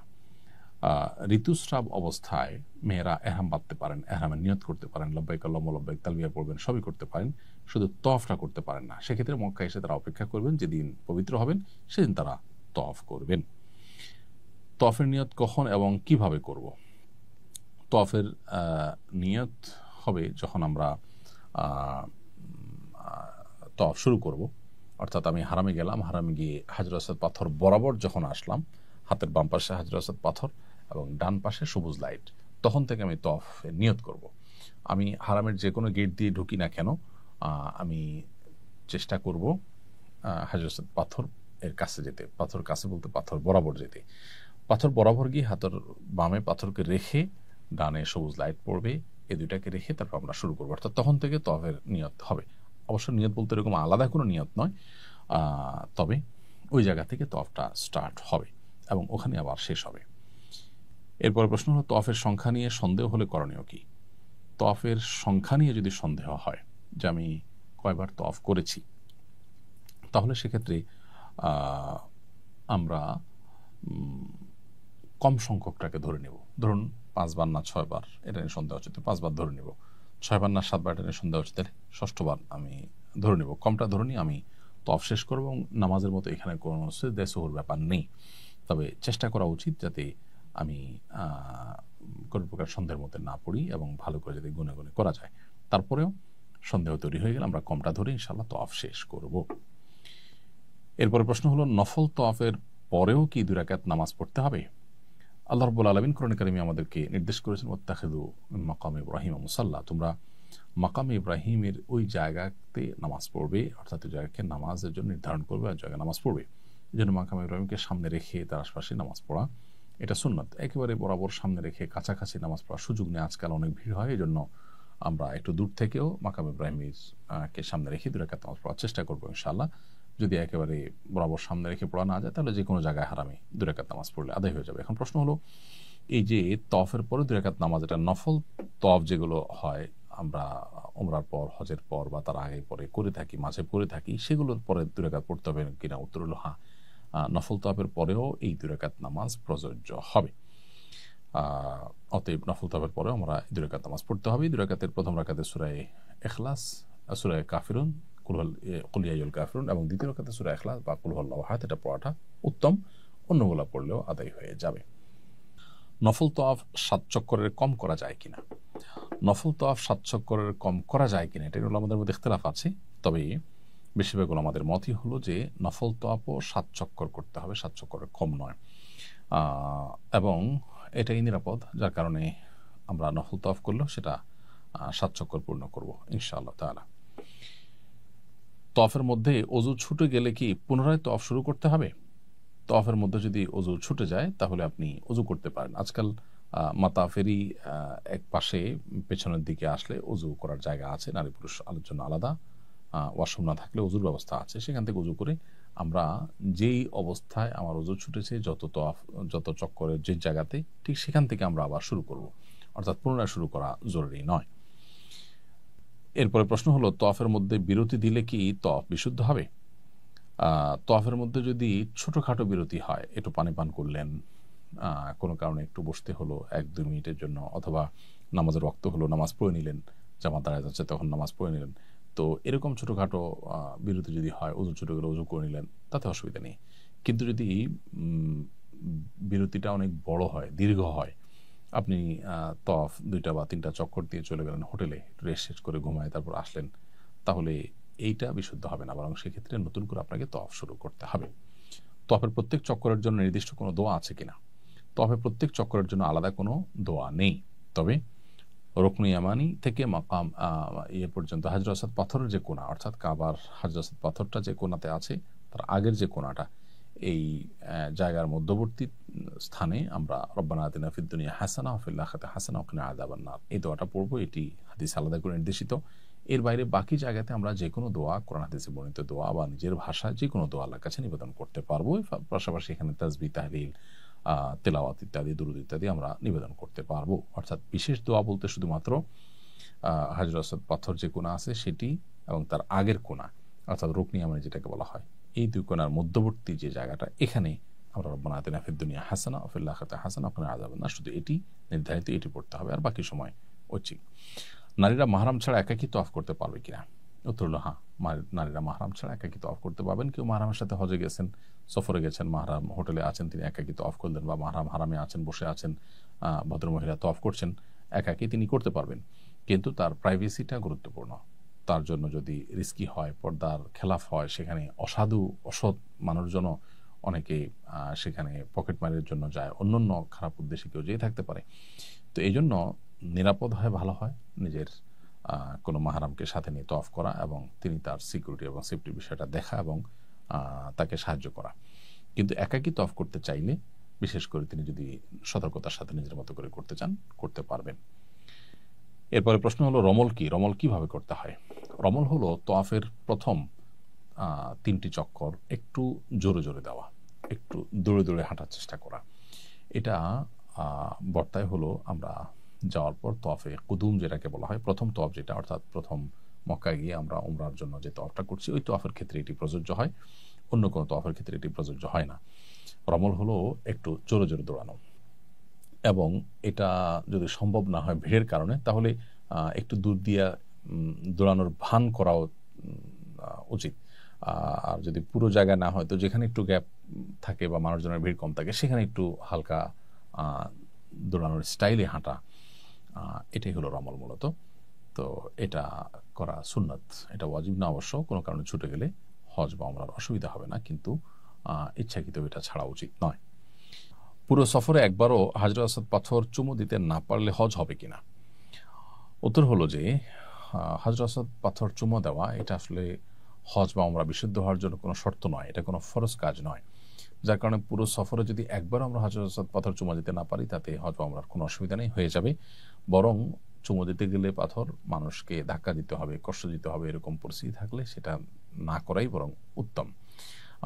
যদি কেউ পুরো সফরের মধ্যে যখন ফ্রি থাকে, যেমন সকাল 7টা, 4:30, 7টার দিকে, অর্থাৎ ফজর নামাজের 1-1.5 ঘন্টা পর, কিংবা রাত আপনার এশার নামাজের 1-1.5 ঘন্টা পর, এই সময়টাতে তুলনামূলক একটু ভিড় কম থাকে, তো এরকম কোনো একটা সময়ে কেউ যদি চুমু দেওয়ার সুযোগ পান ভিন্ন কথা, ভালো।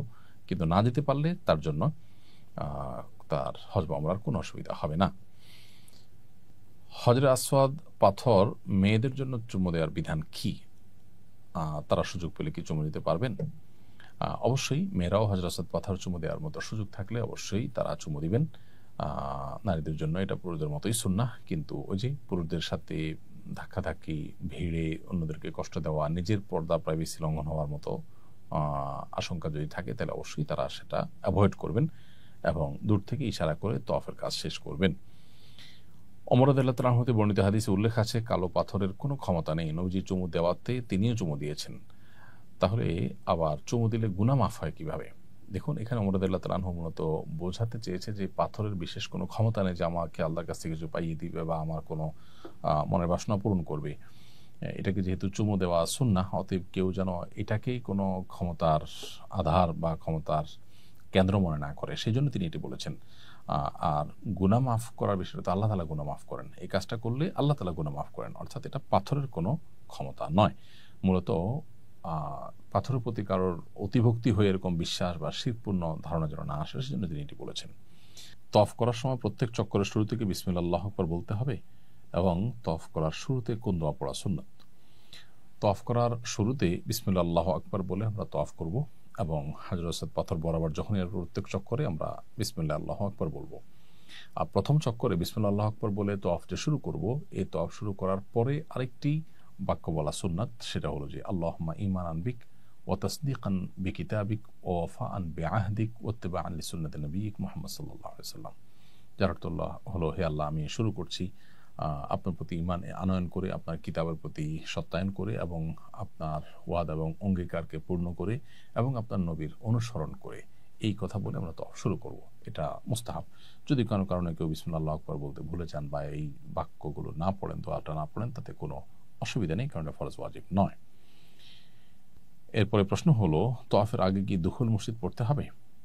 উত্তর হলো যে আমরা প্রথম যখন হারামে যাব ইহরামরত অবস্থাতে ওমরা করার জন্য, তখন দুখুল মসজিদ পড়তে হবে না, বরং যে শুরুতে আমরা তওয়াফ শুরু করব, এই তওয়াফটাই হলো দুখুল মসজিদের কায়েম মাকাম বা তার স্থলাভিষিক্ত।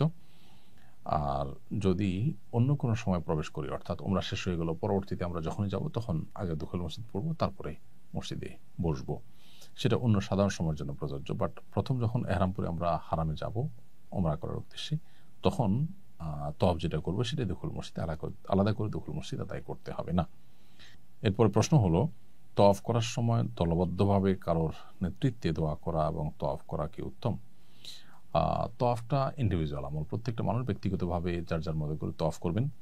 এক্ষেত্রে একজনের নেতৃত্বে অনেক লোক তওয়াফ করা, এটা বরং অন্যান্য তওয়াফকারীদের জন্য ডিস্টার্বিং হয়, কষ্টের কারণ হয়, ভিড় তৈরি হয়, এই জন্য এটা বরং অ্যাভয়েড করতে পারলে ভালো হয়। আর বিশেষ করে কেউ একজন দোয়া পড়লেন, তার সাথে সাথে অন্যরা সুরে সুর মিলিয়ে, তালে তাল মিলিয়ে দোয়া পড়লেন, এটাও কোনো সুন্নাহ বর্ণিত বা নির্দেশিত কোনো বিষয় না, বরং এখানে প্রত্যেকে যার যার মতো দোয়া করবেন। আর আল্লাহর কাছে কায়েম মনোবাক্যে একেবারে দিনহীনভাবে মিসকিনের মতো করে কান্নাকাটি করে সর্বোচ্চ বিনয়ের সাথে দোয়া করার জন্য আসলে একাকিত্বে এবং নির্জনতার সাথে নিজে নিজে দোয়া করাটা সবচেয়ে উত্তম হয়। ওখানে নির্জনতাও তো আর সম্ভব হয় না, অন্তত আশেপাশে পরিচিত লোকজন নিয়ে আপনার তওয়াফ করতে গেলে সেভাবে দোয়া করাটা অনেক সময় সম্ভবপর হয় না। তো সেক্ষেত্রে নিজস্ব লোকজন হারিয়ে যেতে পারেন, সেরকম আশঙ্কা থাকলে তাদেরকে সাথে রাখলাম, কিন্তু একেবারে পুরা গ্রুপের লোকজন কারো নেতৃত্বে সুরে সুর মিলিয়ে দোয়া করতে হবে, এটা দোয়া কোনো সুন্নাহ পদ্ধতি নয়। বিধায় যার যার মতো করে আমরা দোয়া করার চেষ্টা করব সাধারণ অবস্থাতে, কারণ ওরকম সবাই মিলে যখন একসাথে দোয়া করে তখন আশপাশের লোকদের দোয়াতে ডিস্টার্ব হয়। এরপর প্রশ্ন হলো, তওয়াফে 7 চক্কর দিতে হয় কেন? 6 বা 8 চক্কর কেন দিতে হয় না? দেখুন, এটার ইলম তো একমাত্র আল্লাহ তাআলার কাছে আছে। আল্লাহ আমাদেরকে কোন কাজ কেন করতে বলেছেন, শরীয়ত আমাদেরকে কোন কাজ কেন করতে বলেছেন, নবী সাল্লাল্লাহু আলাইহি সাল্লাম কোন কাজ কেন করতে নির্দেশ করেছেন, সেটার রহস্য একমাত্র আল্লাহ তাআলা ভালো জানেন। আল্লাহর সমস্ত আদেশ নিষেধের যৌক্তিকতা, যথার্থতা, রহস্য আমরা জেনেই যদি করতে হয়, তাহলে আল্লাহর প্রতি ঈমান আনার তো কোনো মানে থাকলো না। তাহলে সেক্ষেত্রে আমি আমার লজিক, আমি আমার সেন্স, আমি আমার যুক্তি যেটা বুঝে আসলো তার ভিত্তিতে করলাম, তাহলে আল্লাহর আদেশের ভিত্তিতে তো করা হলো না। এটাকে তো সে অর্থে আনুগত্য বলে না। এজন্য এর প্রকৃত কারণ বা রহস্য আল্লাহ তাআলা একমাত্র ভালো জানেন। মাকাম ইব্রাহিমে 2 রাকাত নামাজ আদায় করার নিয়ম জানতে চাই। তওয়াফ শেষ করার পর আমরা 2 রাকাত নামাজ পড়ব 7টা চক্কর শেষ করার পর। সেটা মাকাম ইব্রাহিমীকে সামনে রেখে সালাত আদায় করার চেষ্টা করব। একদম বরাবর সামনে রেখে সালাত আদায় করা, নামাজ পড়ার মতো পরিবেশ আজকাল থাকে না। সেক্ষেত্রে যেখানেই পড়ি সামনে মাকাম ইব্রাহিমের যেন থাকে, সেটা উত্তম, একটু দূরে হলেও। আর যদি মাকাম ইব্রাহিম একদম বরাবর সামনে না থাকে কোনো অসুবিধা নাই, কারণ সেটা সম্ভব না, সামনের দিকে থাকলেই হলো। এমনকি সামনের দিকে রেখে নামাজ পড়ার মতো কোনো পরিবেশে যদি না থাকে, তাহলে হারামের যে কোনো জায়গাতে নামাজ পড়লেও নামাজ হয়ে যাবে ইনশাআল্লাহ। এই 2 রাকাত নামাজ, তওয়াফের যে 2 রাকাত নামাজ, তার প্রথম রাকাতে সূরা কুল ইয়া আইয়ুহাল কাফিরুন, দ্বিতীয় রাকাতে সূরা কুল হুয়াল্লাহু আহাদ পড়াটা উত্তম, মুস্তাহাব। কোনো কারণে সেটা যদি মিস হয়ে যায়, ভুলে যাই আমরা, অন্য কোনো সূরা দিয়ে পড়ি, তাতেও কোনো অসুবিধা নেই। কিভাবে কোরবানি করা উত্তম? এজেন্সিতে বা ব্যাংকে জমা দেওয়া নাকি অন্য কোনো উপায়? দেখুন, কোরবানির বিষয়টি প্রত্যেকটা মানুষের ব্যক্তিগত ব্যাপার। কোরবানি আপনি কিভাবে করবেন? আমি তো বলি যে সবচেয়ে ভালো হয় মক্কায় যদি আপনার কোনো পরিচিত প্রবাসী লোকজন থাকেন, তাদেরকে দায়িত্ব দিলেন, কোরবানির দিন তারা যে একটা পশু কিনলেন এবং পশু কিনে কোনো স্লটার হাউসে নিয়ে সেটা জবে করলেন। আপনার পক্ষ থেকে আপনাকে জানা দিলেন যে কোরবানি হয়ে গেছে, গোশতগুলো তিনি তার বাসায় নিয়ে গেলেন, বাজ কাউকে দিলেন, যেটা খুশি করলেন। এটা হলো সবচেয়ে ভালো যদি সেই সুযোগটা থাকে। তো সে সুযোগ নিশ্চয়ই সবার নাই। সেক্ষেত্রে দ্বিতীয় অপশন হলো ব্যাংকে বা সৌদি পোস্ট সহ সৌদি আরবের সরকারি অথরাইজড বিভিন্ন প্রতিষ্ঠানে কোরবানি করা যায়। তাদের কাছ থেকে কুপন নিয়ে আইলেন, এক এক সময় এক এক রকম রেট থাকে, 600-700 রিয়াল। তো যে টাকায় হোক সে টাকা দিয়ে আপনি কুপন নিয়ে আইলেন, মানে হলো তারা আপনার পক্ষ থেকে ঈদের দিন কোরবানি করে দিবেন। এটা তারা দায়িত্বপ্রাপ্ত এবং সরকারিভাবে তাদেরকে মনিটরিং করা হয়, তারা কুপনের এগেইনস্টে কোরবানি করে দিবেন। এবং এখানে কোনো তসরুফ হওয়ার কোনো ভয় নেই, নিশ্চিন্তে আপনি সেখানে কোরবানির জন্য টাকা দিতে পারেন এবং কুপন তাদের কাছে কিনে নিতে পারেন। আর তৃতীয় উপায় হলো যে আপনার খুবই বিশ্বস্ত জানাশোনা লোকজন, যে লোক আপনার সাথে ফ্রড প্রতারণা করবে না, শতভাগ নিশ্চিন্ত, যিনি নিজের হাতে আপনার কোরবানি করবেন, সেক্ষেত্রে গ্রুপের সবার পক্ষ থেকে বাজারে গিয়ে কোরবানির পশু কিনে তিনি জবে করলেন, এটাও করা যেতে পারে। কিন্তু এই তৃতীয়টা খুবই রিস্কি, কারণ এখানে আসলে আমরা কাউকে বিশ্বাস করলো, তিনি আবার আরেকজনকে বিশ্বাস করতে গেলেন সরল মনে, সেই জায়গায় প্রতারণা হওয়ার সম্ভাবনা থাকে। একই পশু জবাই করে কয়েকজনকে ছবি ভিডিও পাঠিয়ে সবার কাছ থেকে টাকা নেওয়ার মতো প্রতারণার কাজগুলো সেখানে হয়ে থাকে। এজন্য ব্যাংকে টাকা দেওয়াটা সবচেয়ে সেফ, অথবা একান্ত নিজস্ব লোক যে নিজের হাতে কোরবানি করবে, কোনো ভাইয়ের কাছে যাবে না, তার কাছে দেওয়া যেতে পারে টাকা। এক্ষেত্রে ফোকায়ে আহনাফের মতে যেহেতু ঈদের দিন কোরবানি করার আগে মাথা মুন্ডন করা যাবে না, এই সিরিয়াল মেনটেন করা ওয়াজিব যেহেতু আহনাফ উলামা ইকরামের মতে, অতএব সেই ক্ষেত্রে ব্যাংকে টাকা দিলে আবার ব্যাংক ঠিক কখন আপনার কোরবানি করবে সেটা আপনি জানেন না, এটা একটু জটিলতা তৈরি হয়। এই ক্ষেত্রে অবশ্য সৌদি আরব উলামা ইকরামের বক্তব্য হলো যে আপনি ব্যাংকে দায়িত্ব দিয়েছেন, আপনি দায়মুক্ত হয়ে গেছেন, সো আপনার কোরবানি কখন করছে না করছে আপনার দেখার দরকার নেই, আপনি মাথা মুন্ডন করে ফেলেন। বাট ওলামায়ে আহনাফ কোরবানি নিশ্চিত হওয়ার আগে মাথা মুন্ডন করতে নিষেধ করেন। সেজন্য যদি ব্যাংকে দেন তাহলে আপনাকে একটা সার্টেন টাইম অপেক্ষা করতে হবে যে এর মধ্যে কোরবানি হয়ে গেছে নিশ্চিত, তারপর আপনি মাথা মুন্ডন করলেন, অথবা আপনি নিজ দায়িত্বে কাউকে দিয়ে কোরবানি করালেন। এটা হলো উলামা আহনাফের মতে। অবশ্য সৌদির উলামা ইকরামের মতে এই সিরিয়াল মেনটেন করা আবশ্যক নয়, বিধায় আপনি ব্যাংকে দেওয়াটা সবচেয়ে সেফ, অথবা নিজ হাতে কোরবানি করবেন এরকম কারো কাছে টাকা দিলেন, সেটা হলো নিরাপদ। সাফা মারওয়া সাই করার নিয়ম কি? তওয়াফ শেষ করার পর আমরা সাফা পাহাড়ের দিকে যাব। সাফা পাহাড়ের কাছে যেয়ে আমরা আয়াত পড়ব, ইন্না সাফা ওয়াল মারওয়াতা মিন শাআইরিল্লাহ। এরপর সাফা মারওয়ার আলোচনা করতে গিয়ে আল্লাহ তাআলা সাফার নাম আগে উল্লেখ করেছেন, সেজন্য সাফা থেকে যে আমি সাই শুরু করছি সে কথা মুখে বলবো, আবদাউ বিমা বাদা আল্লাহু বিহ, অর্থাৎ আল্লাহ যে সাফার নাম আগে নিয়েছেন সেটাকে দিয়ে আমরা সাইর কাজ শুরু করছি, সেটাকে আগে সাই করছি। এরপর আল্লাহু আকবার বলে পাহাড়ে উঠে আমরা লা ইলাহা ইল্লাল্লাহু ওয়াহদাহু লা শারীকা লাহু লাহুল মুলকু ওয়া লাহুল হামদ ইউহয়ি ওয়া ইউমীত ওয়া হুয়া আলা কুল্লি শাইইন কাদির পড়ব। এরপর পড়ব লা ইলাহা ইল্লাল্লাহু ওয়াহদাহু আনজাযা ওয়া'দাহু ওয়া নাসারা 'আবদাহু ওয়া হাযামাল আহজাবা ওয়াহদাহু, এটা পড়ব। এরপর কেবলামুখী হয়ে কাবা যদি দেখা যায় কাবার দিকে ফিরে, আর দেখা না গেলে সেদিকে ফিরে দুই হাত তুলে আল্লাহর কাছে মন ভরে যে কোনো দোয়া আল্লাহর কাছে নিবেদন করবো। এটা দোয়া কবুলের জায়গা। কিছুক্ষণ দোয়া করার পর আবার আমরা পড়বো লা ইলাহা ইল্লাল্লাহু ওয়াহদাহু লা শারীকা লাহু লাহুল মুলকু ওয়া লাহুল হামদু ইউহয়ি ওয়া ইয়ুমীতু ওয়া হুয়া আলা কুল্লি শাইইন কাদির লা ইলাহা ইল্লাল্লাহু ওয়াহদাহু আনজাযা ওয়া'দাহু ওয়া নাসারা আবদাহু ওয়া হাযামাল আহজাবা ওয়াহদাহু। এরপর আবার দোয়া করব। কিছুক্ষণ দোয়া করার পর আবার ওই উদ্যানটা বাক্য আবার পড়বো। এরপর আবার আল্লাহর কাছে দোয়া করব। এইভাবে দোয়া করে তারপর আমরা মারওয়া পাহাড়ের দিকে যাব। মারওয়া পাহাড়ে যাওয়ার পর সেখানে উঠে আবার এই লা ইলাহা ইল্লাল্লাহু ওয়াহদাহু লা শারীকা লাহু লাহুল মুলকু ওয়া লাহুল হামদু ওয়া হুয়া আলা ইউহয়ি ওয়া ইয়ুমীতু ওয়া হুয়া আলা কুল্লি শাইইন কাদির লা ইলাহা ইল্লাল্লাহু ওয়াহদাহু আনজাযা ওয়া'দাহু ওয়া নাসারা আবদাহু ওয়া হাযামাল আহজাবা ওয়াহদাহু। এটা পড়ে আবার কিবলামুখী হয়ে দোয়া করব এবং কিছুক্ষণ দোয়া করার পর আবার এটা পড়বো, আবার দোয়া করবো। তিনবার দোয়া, তিনবার এই বাক্যগুলো পাঠ করব। এরপরে মারওয়া পাহাড় দিকে আসবো। সাফা থেকে মারওয়া গেলাম, একটা চক্কর হলো। মারওয়া থেকে সাফা আসলাম, আরেকটা চক্কর হবো। সাফা থেকে শুরু হবে, মারওয়া শেষ হবে। এবং এই যে দোয়া করা, এটা প্রত্যেক চক্করেই কিন্তু দোয়া প্রযোজ্য। এবং তিনবার দোয়া, তিনবারে বাক্যগুলো পাঠ করা, এটা বেশিরভাগ হাজি সাহেবরা জানেন না বা করেন না। আর সাফা মারার মধ্যবর্তী যে সবুজ লাইটের জায়গাটা, সেখানে পুরুষরা একটু জোরে হাঁটবেন, সম্ভব হলে একটু দৌড়ানোর ভান করবেন এবং মেয়েরা স্বাভাবিকভাবে হাঁটবেন। এ হলো সাফা মারওয়া সাই করার সম্পূর্ণ নিয়ম। সাফা মারওয়া সাই করার মধ্যবর্তী সময়গুলোতে আমরা মনে মনে জিকির করতে পারি, দোয়া করতে পারি, চুপচাপ থাকতে পারি। এটা আমরা করব।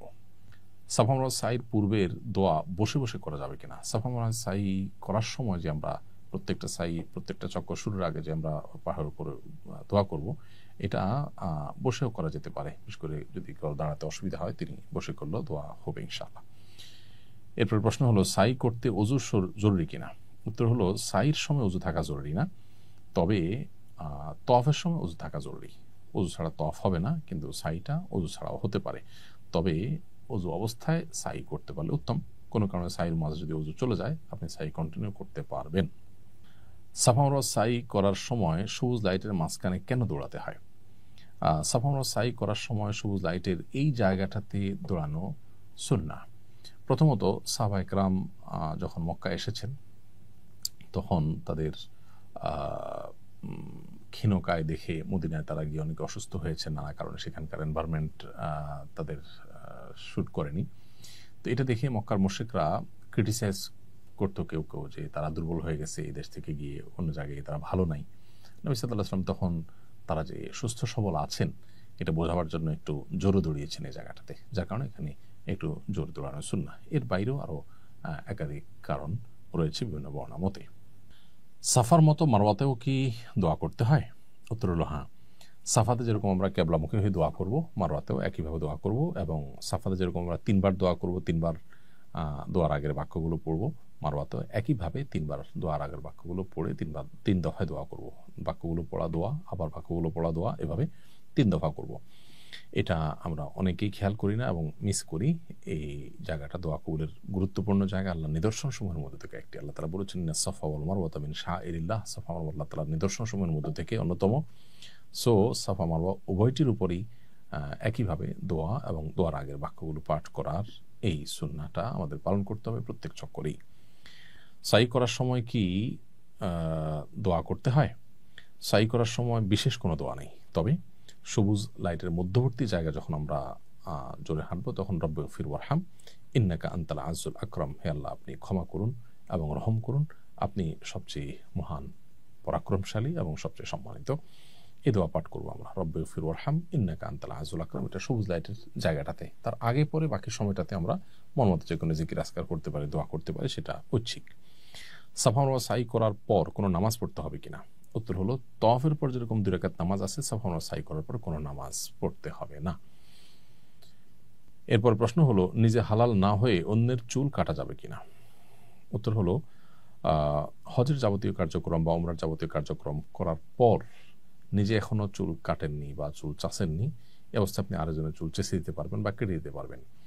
যেমন স্বামী এখনো নিজের চুল চাষেন নাই, স্ত্রীর চুলের অগ্রভাগ কেটে দেওয়ার কাজটা তিনি করতে পারবেন, বা এক মহিলা অন্য মহিলাকে করতে পারবেন। একই কাজ পুরুষরা পরস্পরের ক্ষেত্রেই করতে পারবেন। মেয়েদের চুল কতটুকু কাটতে হবে?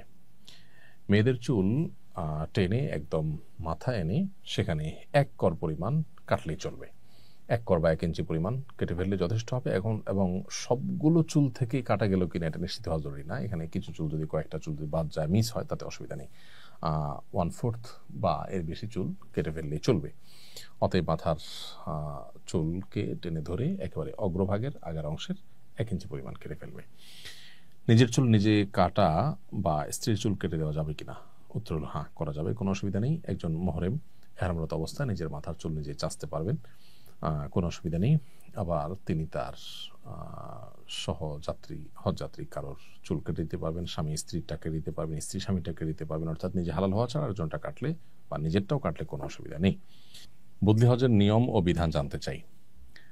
বদলি হজের নিয়ম হলো, যে ব্যক্তি শারীরিকভাবে হজ করতে অপারগ, মক্কায় গিয়ে হজ করার সামর্থ্য একেবারেই নেই, কিন্তু আর্থিকভাবে সামর্থ্যবান, মৃত্যুর আগ পর্যন্ত আর সামর্থ্য তার হওয়ার কোনো আলামতও নয় বা সুযোগও নাই, সম্ভাবনাও নাই, তাহলে সেক্ষেত্রে তার জন্য কাউকে বদলি হজ করানো, কাউকে দিয়ে এটা তার জন্য আবশ্যক।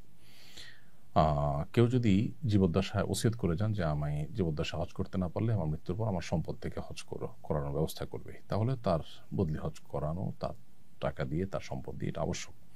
আর এছাড়া কেউ তার মৃত বাবা মা বা যে কোনো ব্যক্তির তরফ থেকে বদলি হজের ব্যবস্থা করতে পারবে, বিশেষ করে যিনি হজে যেতে সামর্থ্যবান নন তার তরফ থেকে, সেটা মৃত ব্যক্তি হতে পারেন, তার তরফ থেকে কেউ যদি নিজস্ব উদ্যোগে নিজের টাকায় হজের ব্যবস্থা করেন, তাহলে সেটা নফল হজ হিসাবে হবে এবং সেটা বদলি হজ করা যাবে।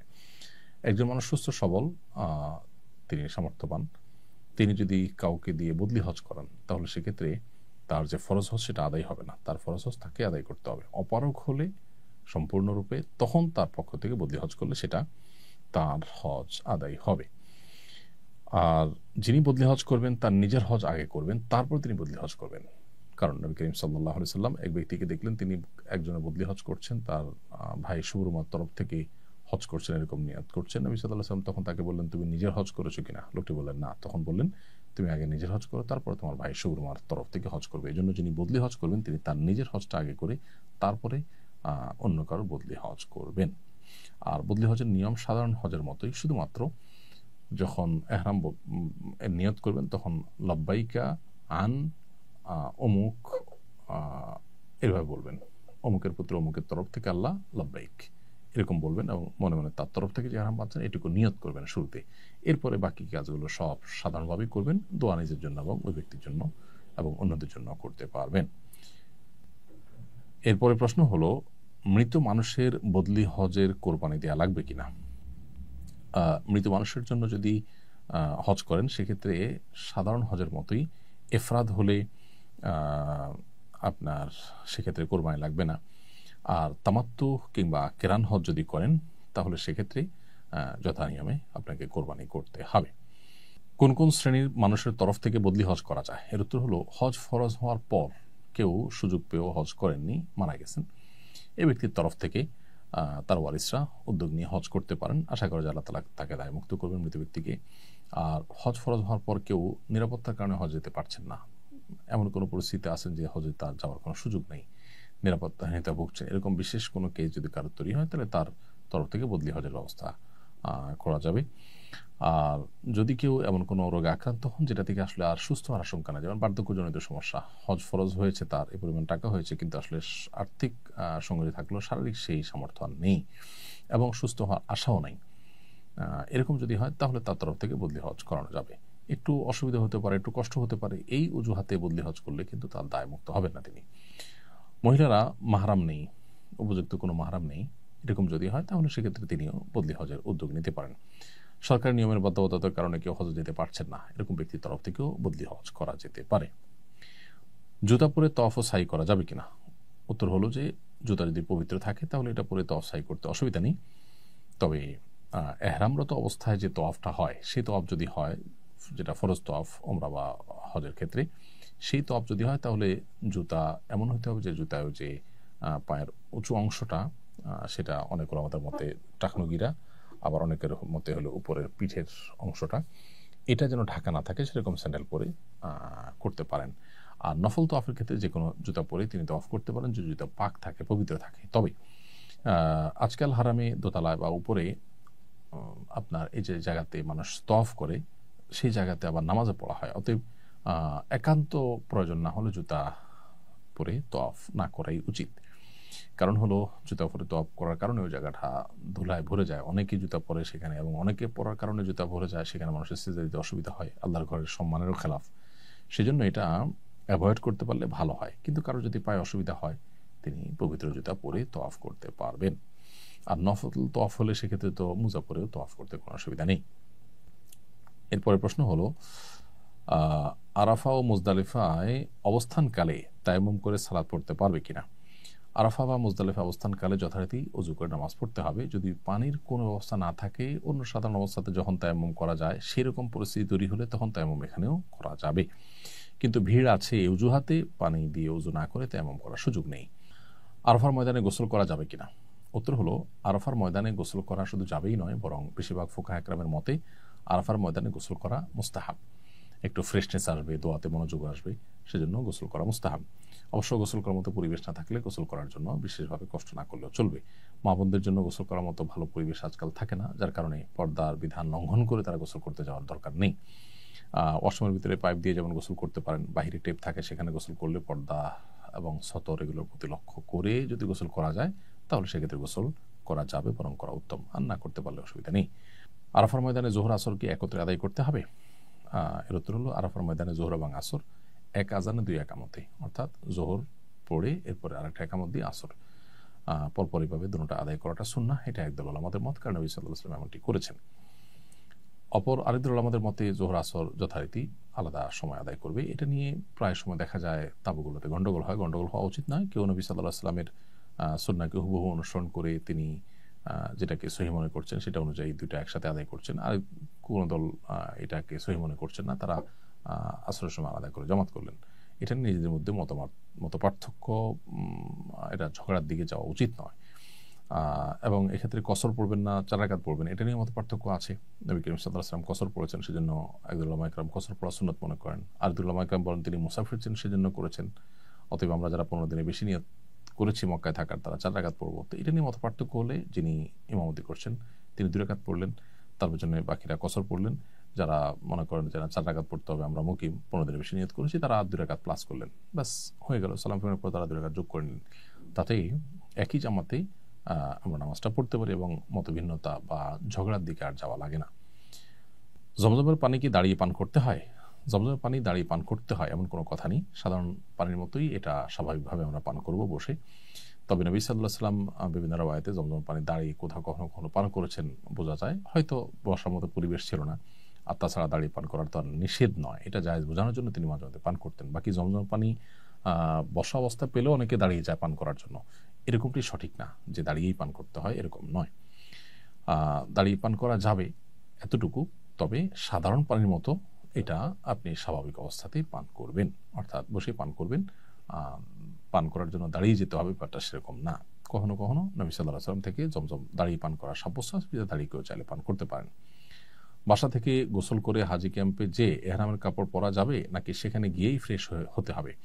আপনি বাসা থেকেই ফ্রেশ ট্রেশ হয়ে তারপর এহরামের কাপড় পরে যেতে পারেন, বিশেষ করে শেষের দিকে যদি যান, সময় কম থাকে। আর যদি প্রচুর সময় হাতে নিয়ে যান তাহলে হাজি ক্যাম্পে সব ব্যবস্থায় আছে বিধায় সেখানে গিয়ে আপনি চাইলে ফ্রেশ হওয়ার কাজটা করতে পারেন, গোসল করার কাজটা করতে পারেন, এহরামের পর সেখানে গিয়ে করতে পারেন। অথবা বাসা থেকে আপনি নখলম ইত্যাদি পরিষ্কার করে গেলেন আর ওখানে গিয়ে আপনি গোসল করে এহরামের কাপড় পরে নিলেন, এটাও করা যেতে পারে।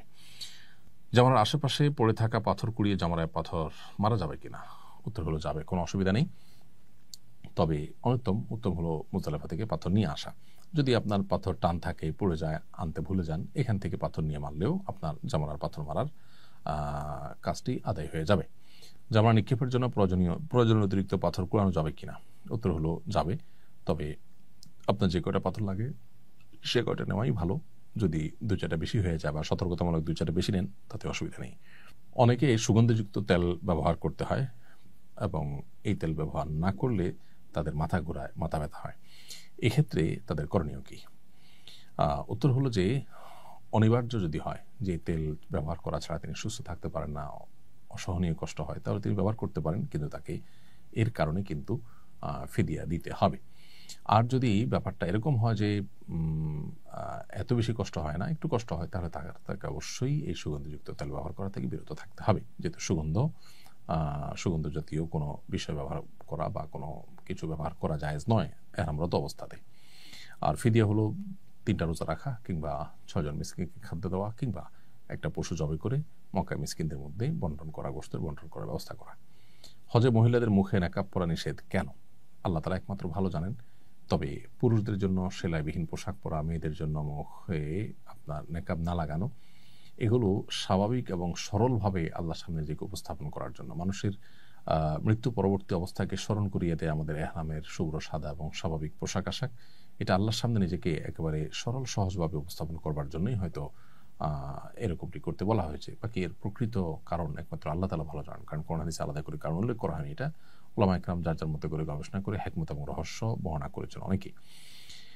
হজের সময় কোরবানি অর্থাৎ দমে শূকর দিলে দেশে আবার কোরবানি দিতে হবে কিনা? উত্তর হলো হজের সময় আমরা যে কোরবানি দেই, এই কোরবানিটা হলো মূলত, আমরা কোরবানি বললেও এটা মূলত দমে শূকর বা আল্লাহর কৃতজ্ঞতা আদায় করে পশু জবে। আর মূল কোরবানি যেটা, সেটা যথারীতি প্রযোজ্য হবে। এখন সফররত অবস্থা কোরবানি প্রযোজ্য হয় না। কেউ যদি শর্ট টাইমের যে প্যাকেজ সেটাতে যান, মক্কায় 15 দিনের কম নিয়ত করে থাকেন, তাহলে তো তিনি মুসাফির, অতএব তার জন্য কোরবানি প্রযোজ্য হবে না। তারপরও তার তরফ থেকে দেশে কেউ নফল হিসাবে কোরবানি দিতে পারেন বা তিনি সেখানেও কোরবানি দিতে পারেন। আর যারা 15 দিনের বেশি নিয়ত করবেন, সাধারণ প্যাকেজ যাবেন, তারা তো অবশ্যই মুকিমের বিধান অন্তর্ভুক্ত ফোকাহ হানাফের মত অনুযায়ী। সো তাদের পক্ষ থেকে কোরবানি আলাদা দিতে হবে, আর হজের যে কোরবানি অর্থাৎ দমে শূকর সেটা আলাদা দিতে হবে। হজের সফরে হাজিরা কি মুসাফির থাকেন? হজের সফরে হাজিরা মুসাফির থাকেন নাকি মুকিম থাকেন, এটা আসলে নির্ভর করে কতদিনের প্যাকেজ যাচ্ছেন সেটার উপরে। সাধারণ প্যাকেজ যেটা 30 দিনের বেশি, সেটাতে গেলে হাজিরা সাধারণত মক্কায় মুসাফির থাকেন না, মুকিম হয়ে যান ফোকাহ হানাফের মত অনুযায়ী, কারণ সেখানে 15 দিন বা তার বেশি তারা থাকেন। আর মদিনায়ও যদি 15 দিন থাকার নিয়ত থাকে, তাহলে সেখানে মুসাফির থাকবেন না, মুকিম হয়ে যাবেন। আর তার কম থাকলে মুসাফির থাকবেন। আর এর বাহিরে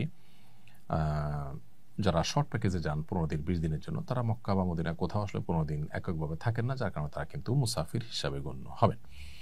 আর মুসাফির হলে মুসাফিরের সব বিধিবিধান তার জন্য যথারীতি প্রযোজ্য হবে। মেয়েরা নফল তাওয়াফেও কি মুখে নেকাব দিতে পারবে না? উত্তর হলো না, মুখে নেকাব দিতে পারবে নফল তাওয়াফে, পারবে না এমন কথা নেই। কারণ হলো এহরামরত অবস্থাতে মুখে তারা নেকাব পরবেন না। পর্দার লঙ্ঘনের আশঙ্কা হলে সেক্ষেত্রে ক্যাপ ইত্যাদি দিয়ে বা সাধারণ কাপড় দিয়ে মুখ ঢেকে দিবেন, কিন্তু মুখে নেকাব দিয়ে বাঁধবেন না। এটা হলো এহরামরত অবস্থার জন্য। নফল তাওয়াফের জন্য এটা প্রযোজ্য না। সেক্ষেত্রে তারা স্বাভাবিকভাবে নেকাব পরে নফল তাওয়াফ করতে পারবেন। পুরুষরা মাস্ক ইত্যাদি পরেও নফল তাওয়াফ করতে পারবেন। হজে বাথরুম ব্যবহারের সময় সেলাই কাটা লুঙ্গি ব্যবহার করা যাবে কিনা? বাথরুমে যদি আপনি সেলাই ছাড়া লুঙ্গি ব্যবহার করেন, ওপেন যেগুলো, সেটা আপনি করতে পারেন, কোনো অসুবিধা নেই। কারণ সেলাই বিশিষ্ট পোশাক পরা নিষেধ, লুঙ্গি পরা নিষেধ নয়। কাবায় পুরাতন কাজা নামাজ পড়া যাবে নাকি নফল নামাজ পড়াই উত্তম? কাবাতে পুরাতন আগের যে নফল কাজা নামাজগুলো আছে, আপনি সেগুলো আদায় করতে পারেন। আর চাইলে নফল নামাজও পড়তে পারেন। কাজা নামাজ থাকলে আগে কাজা নামাজ পড়েই তারপর নফল নামাজ পড়াটা উত্তম। সন্দেহাতীতভাবে সেটাকে অগ্রাধিকার দেওয়া উচিত কাজা নামাজকে। মক্কা 1 রাকাতে 1 লাখ রাকাতের সওয়াব কি শুধু মসজিদে হারামেই হবে নাকি হোটেলের নামাজ পড়লেও একই সওয়াব হবে? এটা নিয়ে ভিন্ন মত আছে। অনেকে বলেছেন যে মসজিদে হারামের জন্যই খাস, কারণ হাদিসে মসজিদ শব্দটি আছে। আবার অনেকে বলেছেন হারাম এরিয়ার মধ্যেই, হারামের এরিয়া যে অর্থাৎ হারামের যে পুরো সীমানা বিশাল বড় কয়েক মাইল জুড়ে, এই পুরোটার মধ্যেই একই ফজিলত প্রযোজ্য। এই দ্বিতীয় মতটা অধিকতর গ্রহণযোগ্য বিধায় আপনার হারামের এরিয়াতে হোটেলেও কেউ যদি নামাজ পড়েন, ইনশাআল্লাহ বিদিনিল্লাহ তিনি 1 রাকাতে 1 লাখ রাকাতের সওয়াব পাবেন। এবং এ ব্যাপারে সৌদি আরবের স্থায়ী কমিটির যে ফতোয়া বিষয়ক যে স্থায়ী কমিটি রয়েছে, তাদের ফতোয়াও একই রকম। ছেলেদের ক্ষেত্রে এহরাম অবস্থায় রঙিন গামছা পরে গোসল করতে পারবে কিনা? উত্তর হলো হ্যাঁ, করা যাবে, কোনো অসুবিধা নেই। কারণ গামছা এটা সেলাই বিশিষ্ট কোনো পোশাক নয়, বরং এটা ওপেন থাকে, বিধায় গামছা পরে আমরা গোসল করতে পারবো। ছেলেরা হোক মেয়েরা হোক সবাই করতে পারবেন। এবং এক্ষেত্রে রঙিন হোক, অন্য কোনো এক কালার হোক, সাদা হোক, তাতে কিছু আসে যায় না। হজের সময় মাসিক শুরু হলে তার বিধান কি? হজের সময় যদি মাসিক শুরু হয়ে যায়, মেয়েরা হজের সমস্ত কাজগুলো যথারীতি করবেন, কোনো কাজ থামবে না তার। শুধুমাত্র হজের যে ফরজ তওয়াফ ঈদের দিন, সেটি তারা মাসিক অবস্থায় করবেন না মেয়েরা, বরং অপেক্ষা করবেন যখন তিনি সুস্থ হবেন তখন তিনি করবেন। সেটা হোক 5 দিন পর, হোক 7 দিন পর। এটা মেয়েদের জন্য স্পেশাল এবং এর জন্য কোনো দম ফিদিয়া কিছু দিতে হবে না। হজের সব প্রস্তুতি শেষ করার পর স্বামী মারা গেলে করণীয় কি?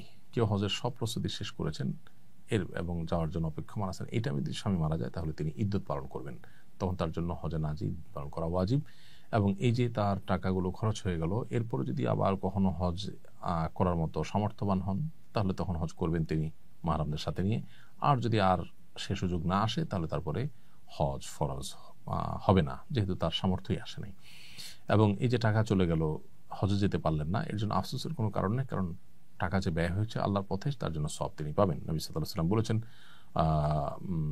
কোনো ব্যক্তি যদি কোনো ভালো কাজ করার নিয়ত করে, মান হাম্মা বিহাসানাতিন ফালাম ইয়ামালহা, কোনো ব্যক্তি ভালো কাজ নিয়ত করে না করতে পারলে আল্লাহ তাআলা পরিপূর্ণ সওয়াব দিবেন। মিনা যদি ইহরামের কাপড় চেঞ্জ করার দরকার হয় তাহলে কি করতে হবে? মিনা ইহরামের কাপড় চেঞ্জ করার দরকার হলে চেঞ্জ করতে পারবেন, এমনকি আরাফাতে মুজদালিফাতেও যদি নষ্ট হয়ে যায় কোনো কাপড় বা ময়লা হয়ে যায়, আরেকটা ইহরামের কাপড় পরবেন, অসুবিধা নেই। কিন্তু এই কাপড় চেঞ্জ করতে গিয়ে যেন আবার লুঙ্গি টুঙ্গি সেলাই করা কোনো কিছু যেন না পড়া হয়। 8 তারিখ মিনায় অবস্থান না করলে কি দম দিতে হবে? 8 তারিখ মিনায় অবস্থান না করলে দম দিতে হবে না, কারণ 8 তারিখ মিনায় অবস্থান করাটা, জিলহজের 8 তারিখ মিনায় অবস্থান করাটা সুন্নাত। কোনো কারণে এটা মিস হয়ে গেলে সরাসরি কেউ আরাফাতে চলে গেল, ডাইরেক্ট মিনায় অবস্থান করলই না, তাতে কোনো অসুবিধা হবে না। জিলহজের 10 এবং 11 তারিখ রাতে মিনা অবস্থান করা কি জরুরি? এটি সংখ্যাগরিষ্ঠ ইমামদের মধ্যে জরুরি, বেশিরভাগ ইমামদের মধ্যে জরুরি, ফুকাহা হানাফির মধ্যে সুন্নাহ। নবী সাল্লাল্লাহু আলাইহি ওয়াসাল্লাম অবস্থান করেছেন, বিদায় 10 তারিখ 11 তারিখ রাত মক্কার হোটেলে না কাটিয়ে মিনায় কাটাবার চেষ্টা করা উচিত আমাদের। জামারাতে নিক্ষেপের জন্য মুজদালিফা থেকে কঙ্কর না নিলে গুনাহ হবে কিনা? জামারাতে নিক্ষেপের জন্য মুজদালিফা থেকে কঙ্কর নেওয়াটা উত্তম, মুস্তাহাব, কিন্তু অন্য কোনো জায়গা থেকে, মিনা থেকে নিলেও আপনার জামরাতে পাথর মারা আদায় হয়ে যাবে, তাতে অসুবিধা নেই। তবে একেবারে জামরার কাছাকাছি, জামরার সামনে থেকে একান্ত নিরুপায় না হলে, প্রয়োজন না হলে সেখান থেকে না নেওয়া উচিত, একটু দূর থেকে মিনা থেকে নেওয়া উচিত। আর সবচেয়ে ভালো মুজদালিফা থেকে, তাহলে মুজদালিফা থেকে নেওয়া উত্তম। কোনো কারণে মিস হলে মিনার অন্য কোনো জায়গা থেকে নেবেন, কিন্তু একেবারে ঠিক জামরার সামনে থেকে করানোটা অনুত্তম, অনুচিত, মাকরুহ। যে জিকির বা দোয়া সাফা মারওয়ায় পড়া হয় সেগুলো বাংলায় করা যাবে কিনা? সাফা মারওয়ায় যে বাক্যগুলো পাঠ করা হয়, লা ইলাহা ইল্লাল্লাহু ওয়াহদাহু লা শারীকা লাহু লাহুল মুলকু ওয়া লাহুল হামদু ইউহয়ি ওয়া হুয়া আলা কুল্লি শাইইন কাদির, লা ইলাহা ইল্লাল্লাহু ওয়াহদাহু আনজাযা ওয়া'দা ওয়া নাসারা আবদা ওয়া হাযামাল আহজাবা ওয়াহদা, এগুলো হাদিসে যেভাবে বর্ণিত হয়েছে ঠিক এভাবে পাঠ করাটাই উত্তম, বাংলা না করে।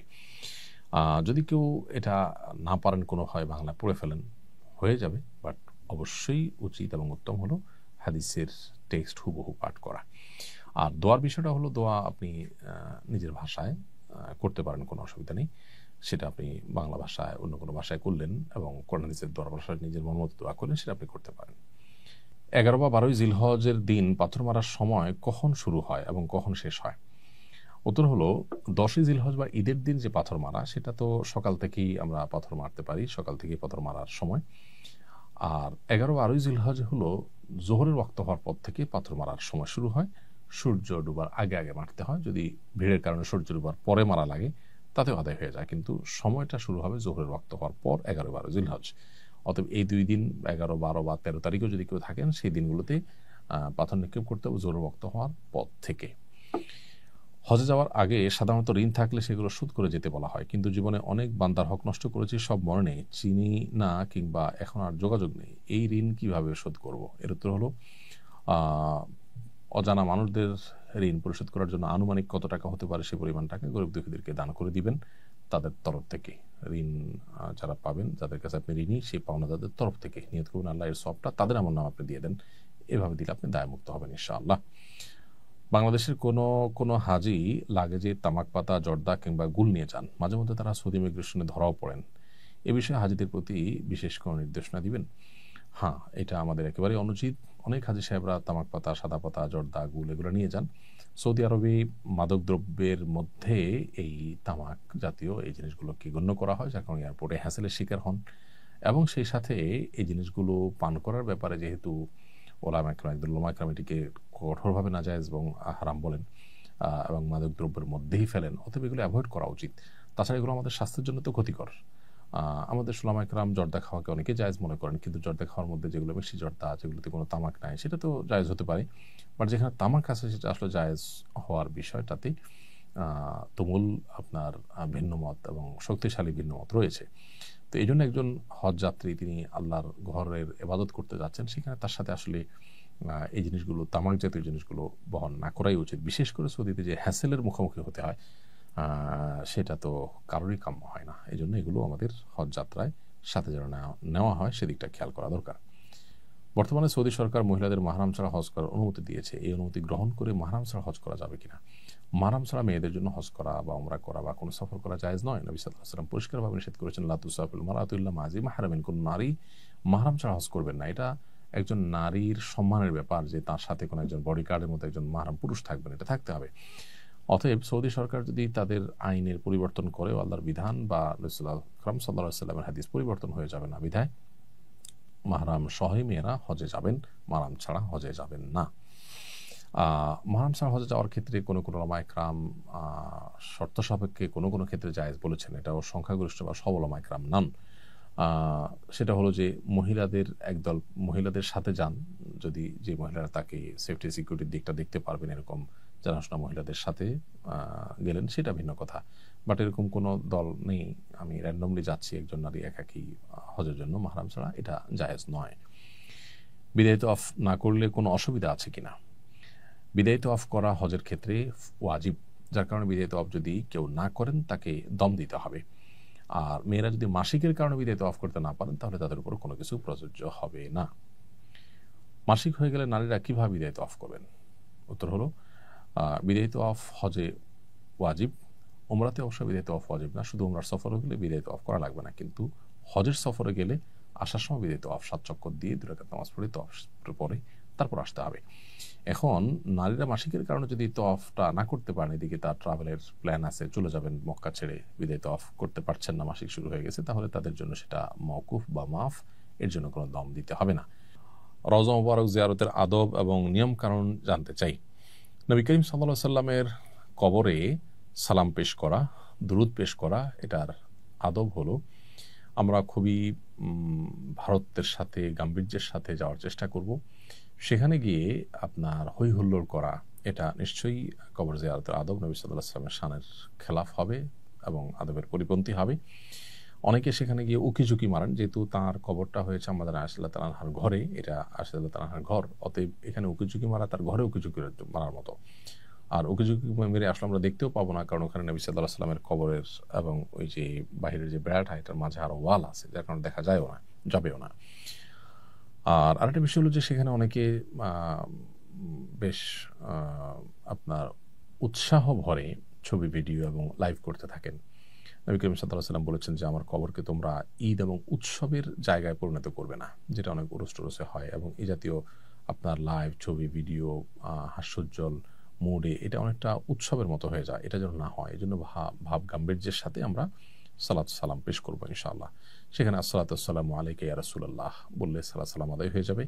এর পাশাপাশি ইন্নাকা আদাইতাল আমানা ওয়া নাসাহতাল উম্মাহ, নিশ্চয়ই আপনি আল্লাহর পক্ষ থেকে দেওয়া আমানত আদায় করেছেন, আপনি উম্মতকে নসিহা করেছেন, অতএব আল্লাহ আপনাকে আমাদের সবার তরফ থেকে জাযা খায়ের দান করুক। এইসব কথাগুলো বলা যেতে পারে। দুরূদ পেশ করাটা হলো মূলত আসসালাতু ওয়াসসালামু আলাইকা ইয়া রাসূলুল্লাহ। তারপরেই প্রথম যে জানালা আছে, ছিদ্র আছে, সেটা তো কোনো কবর নেই। মাঝখানে একটা জানালাতে 3টা ছিদ্র আছে। বড় ছিদ্রটা নবী সাল্লাল্লাহু আলাইহি ওয়াসাল্লামকে লক্ষ্য করে সালাম, আসসালাতু ওয়াসসালামু আলাইকা ইয়া রাসূলুল্লাহ। এরপরে আসসালাতু ওয়াসসালামু আলাইকা ইয়া সাহেবাই রাসূলিল্লাহ, হে আল্লাহর রাসূলের দুজন সঙ্গী আবু বকর এবং ওমর, আপনাদের প্রতি শান্তি নাজিল হোক, তাদের কবরে সালাম পেশ করব আমরা। এভাবে কবর জিয়ারত, নবী সাল্লাল্লাহু আলাইহি ওয়াসাল্লাম রওজা মুবারকের জিয়ারত আমরা শেষ করব। হাজীগণ মদিনার সময়গুলো কিভাবে কাটাবেন? মদিনায় অবস্থানের সময়গুলোতে বেশি বেশি মসজিদে হারামে নামাজ পড়ার চেষ্টা করবেন, যেহেতু সেখানে 1000 রাকাত নামাজের সওয়াব পাওয়া যায়। সেজন্য বেশি বেশি করে আমরা সেখানে নফল নামাজ, আগের কাজা থাকলে কাজা নামাজ পড়ার চেষ্টা করব, তাহাজ্জুদ পড়ার চেষ্টা করব, নফল নামাজগুলো পড়ার চেষ্টা করব। সেই সাথে রাসূল আকরাম সাল্লাল্লাহু আলাইহি ওয়াসাল্লামের কবরে আমরা সালাম পেশ করব, রিয়াদুল জান্নাতে সুযোগ পেলে নামাজ পড়ব, সুযোগ না পাইলে তাতে কোনো অসুবিধা নেই, কিন্তু রাসূল সাল্লাল্লাহু আলাইহি ওয়াসাল্লামের কবরে আমরা থেকে থেমে থেমে মাঝে মধ্যে সালাম পেশ করব যে কদিন থাকি মদিনাতে।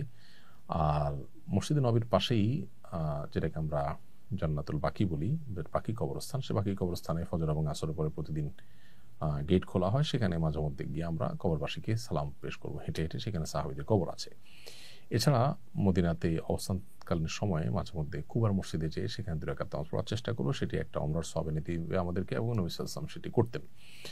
আবার নবী করিম সাল্লাল্লাহু আলাইহি সাল্লামের সুন্নাহ অনুসরণে আমরা আরেকটা কাজ করব, তা হলো সেখানে উহুদের ময়দানে উহুদের শহীদদের কবর জিয়ারত করা। এটা নবী সাল্লাল্লাহু আলাইহি সাল্লাম মাঝে মধ্যে করতেন। তাহলে এই কাজগুলো মদিনাতে আমরা বেশি বেশি করব। এর বাইরে মদিনা অবস্থাকালীন সময় সালাত এবং সালাম নবী সাল্লাল্লাহু আলাইহি ওয়াসাল্লামের প্রতি দুরূদ পেশ করা, বিশেষভাবে তার মহব্বত যেন হয়, তার সিরাত ইত্যাদি পাঠ করার মাধ্যমে আমরা কাটাতে পারি সময়গুলো। রিয়াদুল জান্নাতে নামাজ না পড়লে কোনো অসুবিধা আছে কিনা? মদিনায় মসজিদে নববীতে রিয়াদুল জান্নাহ যেটি, অর্থাৎ নবী সাল্লাল্লাহু আলাইহি ওয়াসাল্লামের কবর এবং তার মিম্বরের মধ্যবর্তী জায়গাটাকে তিনি বলেছেন রাউদাতুম মিন রিয়াদিল জান্নাহ, জান্নাতের বাগানসমূহের মধ্যে থেকে একটি বাগান। এই জায়গায় নামাজ পড়া গেলে ভালো, কিন্তু আমাদের জেনে রাখা দরকার যে মসজিদে নববীর যে কোনো জায়গায় নামাজ পড়লে যে সওয়াব হবে, এখানে নামাজ পড়লে সওয়াবের পরিমাণ সমান হবে। তবে হ্যাঁ, সবসময় তো সওয়াবের পরিমাণটাই একমাত্র বিবেচ্য বিষয় হয় না। এখানে নবী করিম সাল্লাল্লাহু আলাইহি ওয়াসাল্লাম সালাত আদায় করেছেন, সাহাবীরা পড়েছেন, তাদের স্মৃতি বিজড়িত জায়গা, একেবারে মূল মসজিদ, তাদের বিচরণস্থল, এবং সবচেয়ে বড় কথা হলো হাদিসে এটাকে জান্নাতের বাগান বলা হয়েছে। সো সেখানে দোয়া করা, সেখানে নামাজ পড়া নিশ্চয়ই আমাদের বাড়তি আগ্রহের কারণ থাকতে পারে। কোনো কারণে যদি করা না যায় তাতে আমাদের হজ হবে না, সফর হবে না, ব্যাপারটা সেরকম নয়, কোনো অসুবিধা তাতে নেই। মদিনায় 40 ওয়াক্ত নামাজ পড়া কি জরুরি? হজ কিংবা উমরার সফরে মদিনায় মসজিদে নববীতে 40 ওয়াক্ত নামাজ পড়তেই হবে, না পড়লে হজ বা উমরার সফর ত্রুটিপূর্ণ হবে, এরকম কোনো কথা নেই। তবে বিশুদ্ধ হাদিসে মদিনায় 40 ওয়াক্ত নামাজ আদায় করার ফজিলত বর্ণিত হয়েছে। বিধায় যদি এভাবে কোনো ট্রাভেল প্ল্যান করা যায় যে মদিনায় 40 ওয়াক্ত নামাজ পড়া যাবে, তাহলে সেটা ভালো হয়। কোনো কারণে সেটা না করা গেলে পেরেশান হওয়ার কারণ নেই, কারণ উমরা বা হজে এতে কোনো অসুবিধা হবে না। তিরমিজিতে বর্ণিত হয়েছে, আনাস বিন মালিক রাদিয়াল্লাহু তাআলা বর্ণনা করেছেন যে নবী সাল্লাল্লাহু আলাইহি ওয়াসাল্লাম বলেছেন, মান সাল্লা ফি মাসজিদি 40 সালাতান লা তাফুতুহু সালাহ, যে ব্যক্তি আমার মসজিদে অর্থাৎ মসজিদে নববীতে 40 ওয়াক্ত নামাজ পড়বে টানা এবং মাঝে কোনো সালাত মিস হবে না, সে ব্যক্তির মুনাফিকি থেকে মুক্তি, আযাব থেকে মুক্তি এবং জাহান্নাম থেকে মুক্তির পরওয়ানা তার জন্য আল্লাহর পক্ষ থেকে ঘোষণা দেওয়া হবে। এই জন্য এই ফজিলত পাওয়ার জন্য 40 ওয়াক্ত নামাজ পড়তে পারলে অবশ্যই ভালো। কোন হজকে মাবরুর হজ বলে এবং মাবরুর হজের ফজিলত কি? নবী করিম সাল্লাল্লাহু আলাইহি ওয়াসাল্লাম বলেছেন, আল হাজ্জুল মাবরুর লাইসা লাহুল জাযাউ ইল্লাল জান্নাহ, মাবরুর হজের বিনিময় জান্নাত ছাড়া আর কিছুই নয়। মাবরুর হজ বা কোন হজটা মাবরুর হবে? এর উত্তর হলো যে মাবরুর শব্দের অর্থ পুণ্যে ভরা, বিররুন থেকে মাবরুর, পুণ্য দিয়ে ভরা বা পুণ্য দিয়ে ঘেরা, যেটা এটাকে মাবরুর বলা হয়। যে হজে পুণ্য থাকে, অর্থাৎ পুণ্য দিয়ে যে হজ ঘেরা থাকে, পরিপূর্ণ থাকে, পুণ্যে ভরা থাকে যে হজ, সেটাই মাবরুর হজ। এখন এর কোনো ক্রাইটেরিয়া আছে কিনা যে কি পরিমাণ পুণ্য হলে সেটাকে মাবরুর হজ বলা যাবে? উত্তর হলো, যে হজে আসলে কোনো গুনাহ নেই, কোনো পাপাচার নেই, হজে যে নিষিদ্ধ বিষয়গুলো আছে সেগুলো থেকে বিরত থাকার বিষয়ে সচেতন থাকা গেছে এবং ভালো কাজ দিয়ে হজের পুরো সফরকে মোড়ানো গেছে, সেটাই মাবরুর হজ। ধরুন এখলাস না থাকা, লোক দেখানো, লৌকিকতা, এটা গুনাহের কথা, অতএব এটা থেকে মুক্ত থাকা, এটা মাবরুর হজের জন্য পূর্ব শর্ত। ঠিক একইভাবে আমরা যখন হজ করব তখন নবী সাল্লাল্লাহু আলাইহি ওয়াসাল্লাম একটা হাদিস মাথায় রাখবো, তিনি বলেছেন, মান হাজ্জা ফালাম ইয়ারফুস ফালাম ইয়াফসুক রাজা কায়ামে ওয়ালাদাতু উম্মু, যে ব্যক্তি হজ করলো এবং হজ করতে গিয়ে নারী ঘটিত বা যৌনতা সংশ্লিষ্ট কোনো গুনাহ এটাতে জড়ালো না এবং কোনো প্রকার সাধারণ পাপাচারও করলো না, অন্য পাপাচারও করলো না, এগুলো থেকে যে বিরত থাকলো, সে ব্যক্তি মায়ের পেট থেকে সদ্য ভূমিষ্ঠ হওয়া শিশুর মতো নিষ্পাপত্ব নিয়ে ফিরে আসে। তো হজ করার সময় ঝগড়াঝাটি করা কোরআনে নিষেধ করেছেন আল্লাহ তাআলা। আর এই যে যৌনতা সংশ্লিষ্ট ক্রিয়া কর্ম, সেগুলো থেকে বিরত থাকা ইহরামরত অবস্থাতে, এবং এর বাইরে অন্যান্য যে গুনাহগুলো আছে, চোখের গুনাহ সহ নানাবিধ গুনাহ সেখানে হতে পারে, সেগুলো থেকে বিরত থাকতে পারলে সে হজটা হজে মাবরুর হবে ইনশাআল্লাহ তাআলা। এছাড়া পুরো হজ জুড়ে মানুষের উপকার করা, কল্যাণ করা, সবর করা, এগুলোর মধ্য দিয়ে ইনশাআল্লাহ হজটা মাবরুর হয়ে উঠবে। মহিলাদের জন্য হজের সময় মেকআপ বা প্রসাধনী ব্যবহার করা জায়েজ কিনা? মেয়েরা হজের সময় এহরামরত অবস্থাতেও কোনো প্রসাধনী ব্যবহার করতে চাইলে করতে পারবেন, তবে সাদাসিধে সময় কাটানো এটাই হলো এহরামরত অবস্থার মূল প্রতিপাদ্য, সেটা মাথায় রাখা দরকার। সেই সাথে সুগন্ধি ছাড়া কোনো প্রসাধনী থাকলে ব্যবহার করতে পারেন। যে প্রসাধনী ব্যবহার করলে সুগন্ধ সেখানে আছে, সুগন্ধি আছে সেখানে, সেটা ব্যবহার করা যাবে না, সেটা এহরামের নিষিদ্ধ বস্তুর আওতায় পড়বে। এটা হলো এহরামরত অবস্থা। এছাড়া হজের সময়ের মধ্যে তিনি যদি করেন, সেক্ষেত্রে রুম থেকে বাহিরে সুগন্ধযুক্ত কিছু ব্যবহার করে গেলে, সেটা আশপাশন্য পুরুষদের নাক পর্যন্ত গেলে, সেটা অবশ্যই নিষিদ্ধের আওতায় পড়বে। এছাড়া সাধারণ মেকআপ তিনি এহরামের বাইরে করতে পারেন। এহরাম অবস্থায় রক্ত বের হলে করণীয় কি? দেখুন, কাটা ছেঁড়া বা নাক থেকে মুখ থেকে যদি রক্ত বের হয় এহরামত অবস্থায়, তাতে এহরামের কোনো ক্ষতি হবে না, ওযু ছুটে যাবে। যদি রক্ত বের হয়ে গড়িয়ে পড়ে তাহলে সেক্ষেত্রে উজু পুনরায় করতে হবে, উজু ভঙ্গ হবে, কিন্তু এহরামের কোনো ক্ষতি হবে না। এহরামের কাপড় লেগে গেলে, যেখানে লেগে গেলে সে জায়গাটা ধুয়ে ফেললে হবে, নাপাক আর সামান্য একদম ছিটা 1-2 ফোঁটা ছিটা পড়ছে তাতে অসুবিধা নেই। হজের সময় কোন হজ গাইড বা বই রাখতে পরামর্শ দিবেন? আমি পরামর্শ দিব যে হজের সময় আপনি হজের বিস্তারিত বিধিবিধান সম্বলিত কোনো কোরআন এবং হাদিসের আলোকে লিখিত অথেন্টিক কোনো বই সাথে রাখুন। আমরা সুন্নাহ ফাউন্ডেশন থেকে এক নজরে হজের একটা ছোট্ট পুস্তিকা তৈরি করেছি, যেখানে ডে বাই ডে প্রতিদিনের করণীয়গুলো সব বলা আছে, সেটা আপনার সাথে থাকতে পারে। আপনি উমরাও কীভাবে করবেন একটা বই আছে আমাদের, সেটা রাখতে পারেন সাথে। এছাড়া মক্কা এবং মদিনার বিস্তারিত আপনার হিস্ট্রি উঠে আসছে এরকম বই পুস্তক, সচিত্র বই পুস্তক আজকাল বাজারে পাওয়া যায়, সেগুলো কোনোটার সাথে থাকতে পারে। তাতে আপনি ইবাদত বন্দেগী মক্কা মদিনা যেখানে যেখানে করবেন রিলেট করতে পারবেন, আপনি তৃপ্তি পাবেন আলাদা। এর পাশাপাশি বিশেষভাবে একটা কোরআনের অনুবাদ সংক্ষিপ্ত তাফসীর সহকারে একটা সিরাত গ্রন্থ সাথে নিয়ে গেলে পুরো সফরে আপনি সেটা পড়ে শেষ করলেন, তাতে সিরাতের ইতিহাসের সাথে সেখানে আপনার অবস্থানের সাথে অনেক কিছু মেলাতে পারবেন, যেটা আপনার আলাদা তৃপ্তি দিবে, আপনাকে ইবাদতের প্রতি আগ্রহ জাগ্রত করবে ইনশাআল্লাহ তাআলা। অতএব সেগুলো আপনি সাথে নিয়ে যেতে পারেন। হজ শেষ করার পর দেশে কিভাবে হজের শিক্ষা নিজের জীবনে বাস্তবায়ন করা যেতে পারে? হজের মাধ্যমে যেহেতু আল্লাহ তাআলা হজ যাত্রীকে, হাজিকে নিষ্পাপত্য দান করেন, সেজন্য তিনি দেশে আসার পর নিষ্পাপত্য ধরে রাখার চেষ্টা করবেন, গুনাহমুক্ত জীবন যাপন করার চেষ্টা করবেন। হজে আল্লাহর যে নিদর্শনগুলো তিনি বিভিন্ন জায়গায় অবলোকন করেছেন, প্রত্যক্ষ করেছেন, ঈমানের নূর অর্জন করেছেন, এটা যেন নষ্ট না হয় সেজন্য নেক আমলের মধ্যে থাকার চেষ্টা করবেন, গুনাহের পরিবেশ থেকে দূরে থাকার চেষ্টা করবেন। এখন প্রশ্ন হলো, হজ করে এসে আমরা অনেকে ভালো থাকতে চাই, কিছুদিন পর আসলে আর থাকতে পারি না, কারণ কি? উত্তর হলো, এর অন্যতম বড় কারণ হলো আল্লাহর কাছ থেকে সেভাবে আমরা চেয়ে আসতে পারি না। চেয়ে যদি আসি যে আল্লাহ আমাকে তওবায়ে নাসুহা করার তৌফিক দেন, মৃত্যু পর্যন্ত এই মানসিকতা রেখে ধরে রাখার তৌফিক দান করেন, সেভাবে দোয়া করে আসলে আল্লাহ তাআলা আশা করা যায় আমাদেরকে তৌফিক দিবেন। তাছাড়া দেশে আসার পর আমরা গুনাহের পরিবেশে, খারাপ পরিবেশের দ্বারা আবার আমরা প্রভাবিত হয়ে যাই। এই জন্য পরিবেশটাকে নিজের ঈমান এবং আমলের জন্য অনুকূল হয় এরকম পরিবেশ নির্বাচন করা এবং সেই পরিবেশের মধ্যে থাকার চেষ্টা করা, এরকম বহুমুখী প্রচেষ্টা করা হলে আল্লাহ হয়তো তৌফিক দিবেন। তাছাড়া আমাদের ঈমান দুর্বল হয়, এই জন্য থেকে থেকে থেমে থেমে ঈমানকে নবায়ন করা, ঈমানকে জাগ্রত করার জন্য আবার ঈমানের পরিবেশে যাওয়ার চেষ্টা করা। আল্লাহ আমাদেরকে সেই তৌফিক দান করুন। আয়েশা মসজিদ থেকে এহরাম পরে আমরা মক্কা এসে উমরা করতে পারবো কিনা, এই প্রশ্ন অনেক মানুষের। আয়েশা মসজিদ যেটাকে আমরা আজকাল বলি, এটা মূলত মসজিদে তানঈম। মসজিদে তানঈম বা আয়েশা মসজিদ, এখান থেকে এহরাম পরে এসে যদি কেউ মক্কায় তওয়াফ সাই করেন উমরা নিয়তে, তাহলে তার উমরা হয়ে যাবে। এটাই হলো সংখ্যাগরিষ্ঠ ইমামদের মত। বেশিরভাগ ইমামরা এই মত পোষণ করেছেন। এক্ষেত্রে ইমাম ইবনে তাইমিয়া রাহিমাহুল্লাহ এবং বর্তমানে সৌদি আরবের স্কলারগণ, উলামা ইকরাম, তারা অবশ্য ভিন্ন মত পোষণ করেন। তারা বলেন যে আয়েশা মসজিদ থেকে এহরাম পরে উমরা সম্পাদন করা এটা আম্মাজান আয়েশা রাদিয়াল্লাহু তাআলা আনহার জন্যই খাস। এই জন্য তার নামে এটাকে আয়েশা মসজিদ হিসেবে প্রচলিত হয়েছে, মানুষ সেটা জানে। তো এটা তার জন্য খাস। তার সঙ্গে থাকা সাহাবী বা পরবর্তী সাহাবীরা কেউ সেখান থেকে এহরাম পরেছেন এরকম সাব্যস্ত হয়নি, সেজন্য এই জায়গা থেকে এহরাম পরা যাবে না। এহরাম পড়তে হবে মিকাত থেকে, নির্দিষ্ট মিকাতের মধ্যে আয়েশা মসজিদের কথাটি উল্লেখ নেই বিধায় এখান থেকে সাধারণ অবস্থাতে এহরাম পরে উমরা করলে উমরা হবে না।